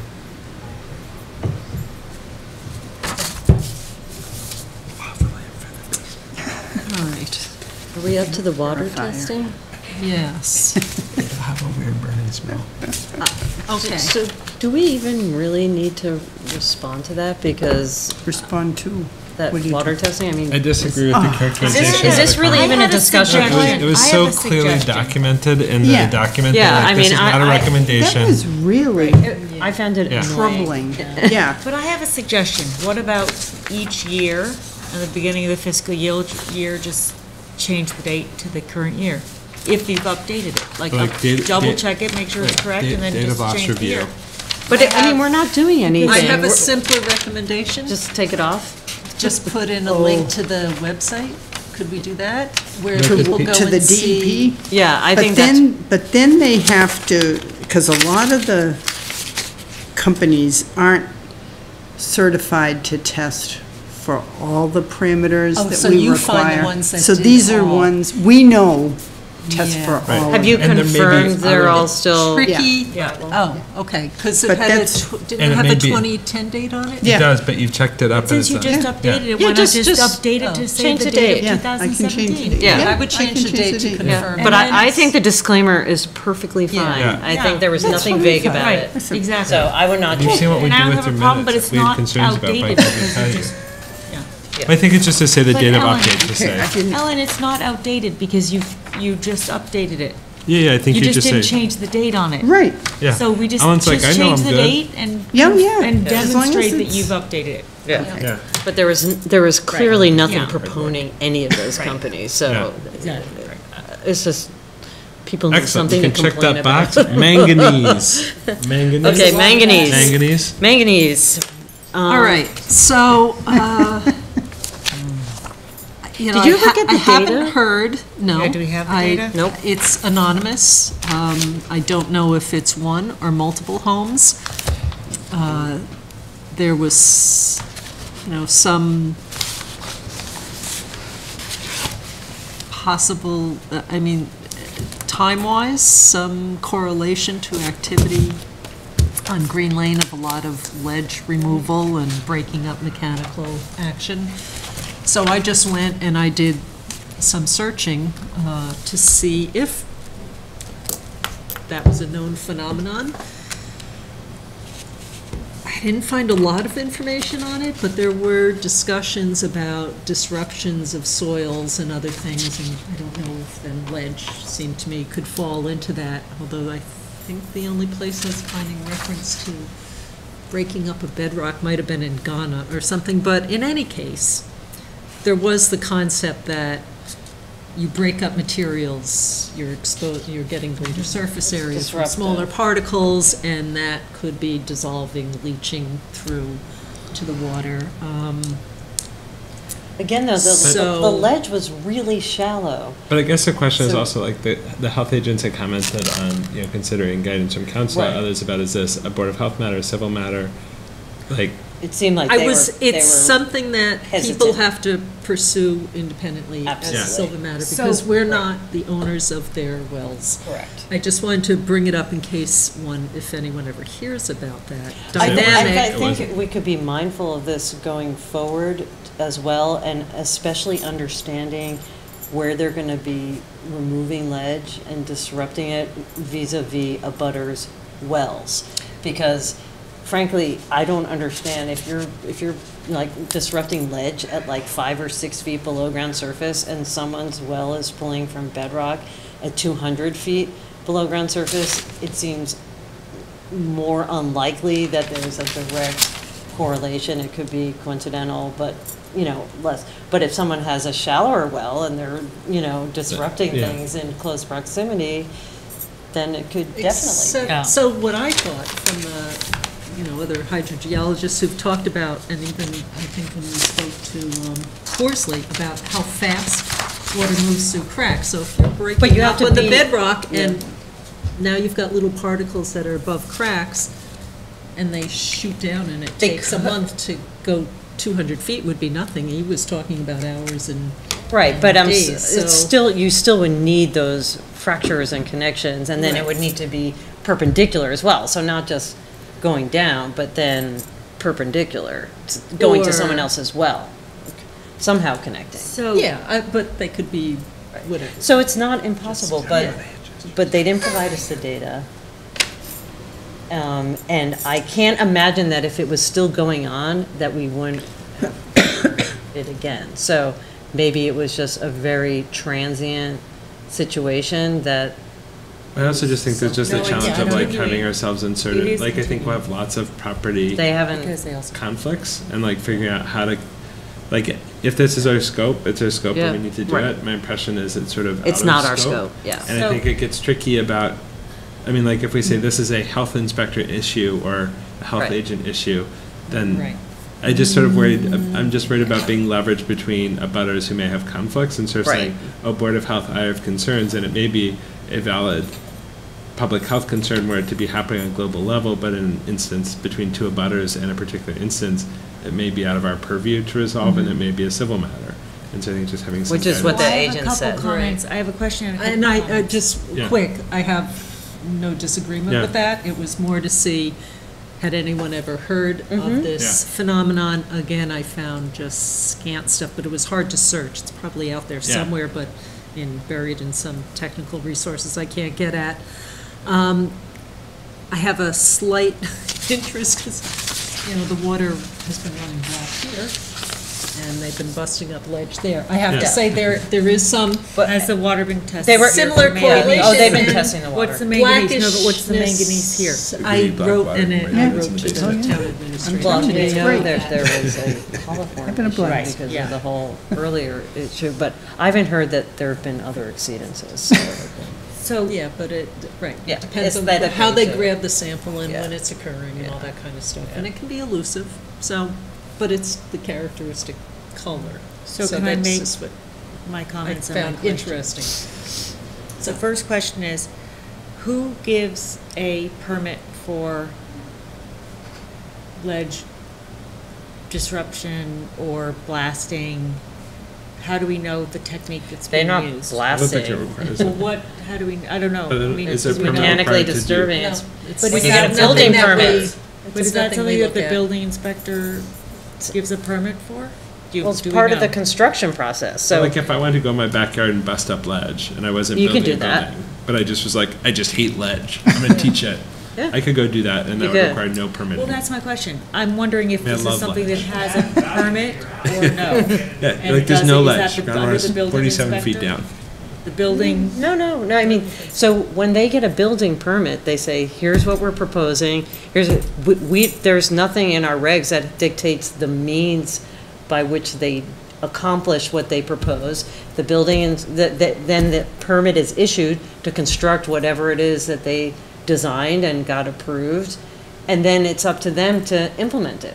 That's like someone saying like, well, you said you were gonna put grass there, you're using sod, I thought you were gonna use seed. It doesn't really matter, as long as they're meeting whatever they said they were gonna meet in the design, how they accomplish it, as long as they're not using perchlorate or, No, I blasting. don't know. Yeah. Although I'm I was asking thinking because that I I don't wouldn't know. mind banning perchlorate because there are alternatives. Well, So- we should But I ban don't know perchlorate. if we're, I don't know if we have the authorization or if that happens at a different Well, level. we could, because it falls under, under drinking water issues, and we have a Right. zero tolerance, and there's no way that if you use perchlorate, that you could guarantee that it's gonna have no impact to the underlying groundwater. So we could effectively Right. ban it. Yeah, there's some things that you can and can't ban, but it seems Okay. like that should be so something today, supported by because the I don't state, know but- anything, and because I was trying to educate myself, It is. I both called the Department of Public Health and I also spoke to DEP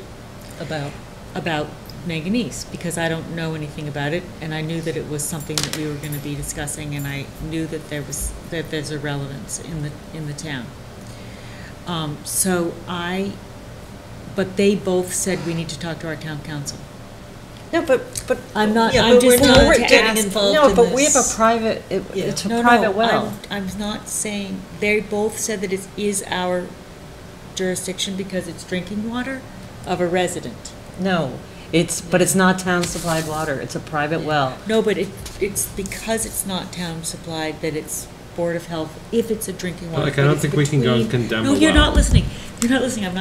I'm saying it's between two private property owners. Correct. So it's not, but if it's drinking water, it would fall on the Board of Health if the resident comes to us about the water. And That what- was my understanding. With what recourse? What can we do? We can't do it.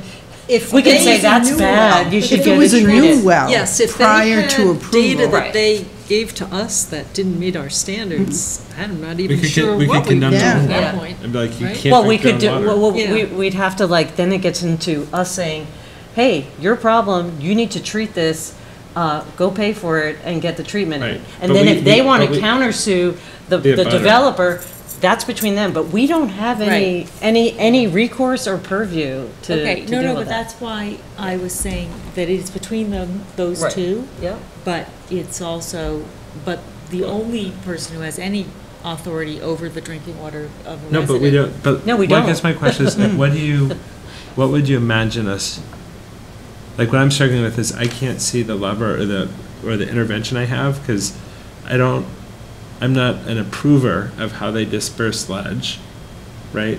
And I'm not, like, the only thing we could do is to say, hey, impacted homeowner, your well's no good, you have a problem, you need to do X, Y, Z, but even that, We we don't don't- actually have any governance to Regulations, do. no, yeah. So as you sort of think about, like, this is what I think we should do, what do you have in mind? I think the only thing we could do is provide technical suggestions. If they gave us the data, we could look at the data and say, you know, why don't you test it again in a week or two, and you know, look for the color change and see if it looks like it's cleared up, and then maybe this could be an extremely transient condition, in which case you don't want to start putting money in for a treatment system. But I mean, and we could give them ideas if they did want to treat it, what they could do. But in terms of, we don't have recourse to stop something that's No, been- I didn't yeah, say that. yeah. What I was saying is that because there's no regulation by DEP and there's no laws protecting the drinking water, we're the source of, we should provide some guidance or resource. But I don't for the think we have person who anything in can't Sherborn drink the water. regulations to say, here's what you have to do. Maybe Yeah. this falls. No, into the we could purview give of them the consultant. technical, all we could do is give them technical suggestions Right. if they came to us. Yeah. That's it. That's all we could do. No, and that's all I was looking for Right. is there any knowledge, has Right. anyone seen this Right, before right. of ledge removal, water contamination? Yeah. That was Right. the general gist, and again, because of the ironic similarity of Right. what's going on here. Yeah, that's, yeah. Like, would this help us understand the issue in town hall? So, which is a town Right. water supply, public water supply, we should be a little concerned about that. So, but it seems like something challenging. And then the other thing is, I mean, manganese is not, It's naturally it's not occurring. benign. It is naturally occurring, but too much leads to manganism, which is Yeah. like Parkinson's, which nobody wants, I don't think. So it's not, The it's dose not like, makes the oh, poison, yeah, like with you know, everything. Yeah. I don't like the taste of the iron in the water, but Yeah. it's good for me. But, so anyway, so that was that. And also to let you know, just that that's come up, and in case anyone ever does hear about something Yeah. like that. No, it'd be that's interesting to I- know. Yeah. Because So what if then it does, right, so besides the perchlorate, which again is something I Yeah. would love to be I able to think do, there is is- I actually think there is a ban on perchlorate now.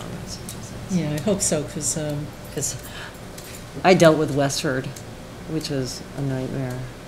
with, Because their own, the town of Westford had used perchlorate for glassing to build like their DPW facilities and all this, and several, it travels very quickly. It got into the groundwater, and there's areas of Westford that have private drinking water supplies that became impacted. So the town actually had to deal with putting treatment systems on and cleaning up contamination. Very expensive, all in bedrock, having to map fractures, just the same kind of things we're talking about, so. and I had a client who was very close to the wells that had by several orders of magnitude the highest perchlorate levels in the state in them. And gee, they were, all the high ones, and especially those, were all done by the same well drilling company who liked to use perchlorate to fracture the to get down there.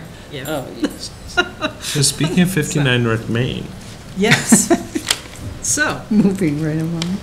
the update is, well, let Ellen do the update. Oh, well, Oh, I'll fill in a little bit in between. So, first. you know, last time we just sent something saying, gee, we haven't got We haven't anything gotten yet. anything. We're And just- we can't we're- really we're give just you staying. any insights if we don't have anything to review, blah, blah, blah. Okay. Yeah, the ZBA hearing was scheduled for December 19th, and I think Vin Gately wasn't available, so it has now been rescheduled for December 20th. Oh. Same night as our next meeting, at which we have three variance hearings. awesome. Still no septic plans have been submitted, nothing. Wasn't that imminent last time? It was. like imminent in and- September. And Yeah. at the last Right. ZBA hearing. Is that it the was- one that, Daryl, we went to, right? When we Yeah, went to the separate from- meeting? Yeah. You came here and Yeah, left. exactly. And then last week, he promised, he said Peter Bemis called and said they would be submitted by the end of last week. They weren't. Today, he called and he would like to get on the next board's agenda to discuss well testing procedures. And I said, well, that's going to be a little bit of a problem because the next agenda is the same night as your hearing with the ZBA. It's been rescheduled for the same night. And he was very surprised, said he hadn't heard that yet, but would the board schedule a special meeting prior to that? He's had like 1 million times to submit this, he's chosen not to. And I asked him, and so then I said, well, when will we get the septic plans? And he said he hopes by the end of this week. I would say, like, again, I think we've bent over backwards. January. And as much as I enjoy spending time with you guys, these are all foreseeable things that, like, you know, you needed to We do can this say stuff. no. Yeah. Sorry. We're not It's calling not it. We have an a easy full time of agenda. year to No. be scheduling other meetings, so. I'd actually like to spend time with my It's family. not the meeting, if he can get it ready for a special meeting, it really needs to go to the agent more than anybody. Yeah. At this point. So that should be the target. He was supposed to be He has way not, back. he's not submitted things on time, Hasn't submitted anything. which would At suggest all. that they're not at the. They're certainly not not ready. on time. And so again, I don't think saying like, hey, between now and Christmas, can you do a special meeting? Yeah. Because I haven't done this over the last 3 months. So he wants me to call him tomorrow and let him know Okay. what the board has You decided. can let them know. Does anybody have sort of other thoughts or Do perspectives? we But just want to say that we're going to have a meeting and give a date and then expect the plans by then? well, I I'm- feel like I'm trying. kidding. Oh yeah. You know, but, yeah. We're getting I snarky. think. Yeah. Well, no, I just think like I think We're we too should busy, There are invite. too many important things, and I I think we should invite for the whatever the January meeting is to say that that's when we can kind of do it. Right now, we've got 3 variance hearings for the 20th. Like, Well, frankly, let's say, if things went beautifully, submitted, the agent had enough time before the 20th to review it completely, and if it had all of its necessary pieces and was approvable, we could approve it on we the could, 20th. we could move ahead. But, so I was joking about Yeah. the date, let's just set an imaginary meeting date, because deadlines sometimes are good Yeah. motivators. Listen, So can if we- you want can a we- motivator, can- we can we- can can we put- specify it. What about the put it for the first 20th January though? meeting? The 20th is too late for, it really has to get to the agent, which is. Well, no, but I think he needs to get to the agent, but I think when the board deliberates on it. So I'm not saying the Oh. deadline, I'm saying, we're not gonna do a special meeting, we can have you as an agenda item for the richly agenda December 20th meeting. Right. Or But we if can offer you the January And the meeting. agent is gonna need, No, Is there- yeah. Yeah, I don't even because he think we go needs- there. We just say January. Yeah. Give them the Yeah. January date. But predicate it. hopefully though, they're Predicate it. extending everything for ZBA, which is kind of the missing piece, right? Yeah. Because Yeah. if we don't give an Yeah. answer and they don't extend Well, for the but I ZBA. think even separate, it's not us not giving an answer, he has not provided the No, timely yeah, materials to the I board to agree. appropriately I agree. deliberate. And so, because the applicant failed to provide the board with the necessary materials for timely review, the board is unable to do it. Right. You know, again, we've Just so been. you know, sometimes with 40B, that doesn't Yeah. matter. State regulation. Yeah. We don't get that, you know. So, Well, so I guess the question is, Because we had things coming in on the night where Oh, we yeah. had to Yeah, I decide think- by Yeah, midnight. at 5 for o'clock. the but, fields. but I don't want the. They came in at I don't 5 want- o'clock. Night that we had to finalize. I don't want the PTSD, but I would say So- like, I think my goal here is to say, to both say like, there are deadlines and timing and like the choice not to submit it doesn't turn into an emergency. At the same time, I'd love to make sure that as Board of Health, we're doing everything we can to give ZBA the best possible guidance. Having not navigated the fields or those other pieces, what strategies do you think give us the best chance to give ZBA the best information without being an undue burden in light of the applicant's delayed submission? Right, so I think just for a paper trail record, we need to send an email, and I don't know, Ellen, if you could just relay this, or if I should write it, but just saying that we still haven't received the materials. An email to who? To the ZBA. ZBA. That we'd like to give them input, but, you know, these are technical plans, and they need to be reviewed thoroughly by an agent, and that requires some amount of time, and so the sooner that can get to us, but, you know, we hope they're getting an extension, that has to be in there somehow, so. And the well procedures are not content that drives ZBA decision-making. Like, that's more the kind of Correct. operational pieces of, here's how I want to do my well testing. Do I have the approval to do that, is separate from, here's my well design, here's my septic system design to inform ZBA's decision-making. Yeah, Which I are mean, more they may logistical. choose to also weigh in and say, yes, we want to see you do, right? Because Yeah. they're going to be our voice. We're going to tell them, and if they agree that that's important to do testing to verify the quantity, then they will then carry that through in their decision-making, so. And if the applicant hasn't provided appropriate materials for us to weigh in on specifics, we could still identify broad themes that you'd say, ZBA, given that we haven't received these materials for review, we would encourage you to look at X, Y, and Z, Right. so that at least have that context. Okay.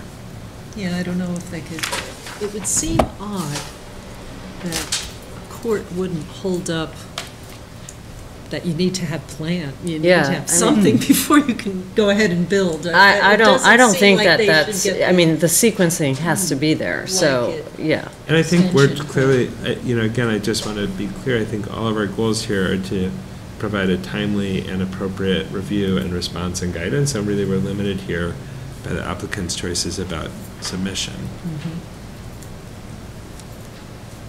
And the goal is to kind of figure out what can we do to help move this process forward, but in the absence of any data, we Yeah. can't do that, and the decision about scheduling special meetings is sort of separate from it, as the applicants had many months to submit. Right, and, right, and we've been trying to send just occasional things to ZBA, just, so it just kind of tracks where we are in their minutes. I think are capturing that too, so, okay. Do you have any kind of cookie at the December 20th meeting? I feel like we should have cookies. I feel like the December 20th meeting should have cookies. Okay. I'll volunteer for cookies. Well, I'm taking the. You'll volunteer to eat I'll bring cookies? I'll Or to bring in some cookies? cookies. Oh, bring cookies, okay. If I have any cookies made, Okay, I'll bring some. I'll see if I can do some. Oh, that's true.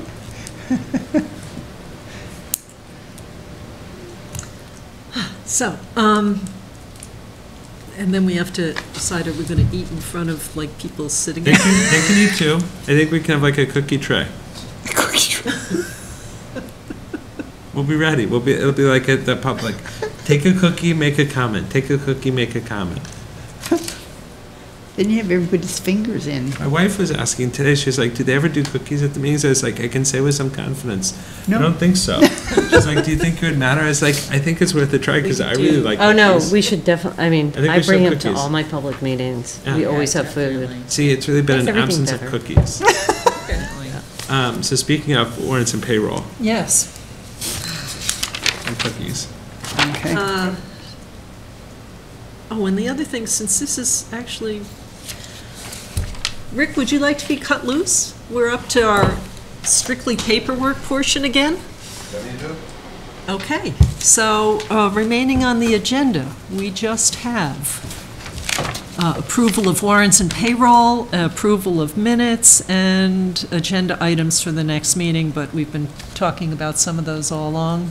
I don't know if anyone has, and What was that? cookies are on the agenda, but, so really, we just have two items, the warrants and payroll and the minutes. So we are going to conclude the televised portion of our meeting. And the results of this will, I guess, be captured in our minutes. So, thank you.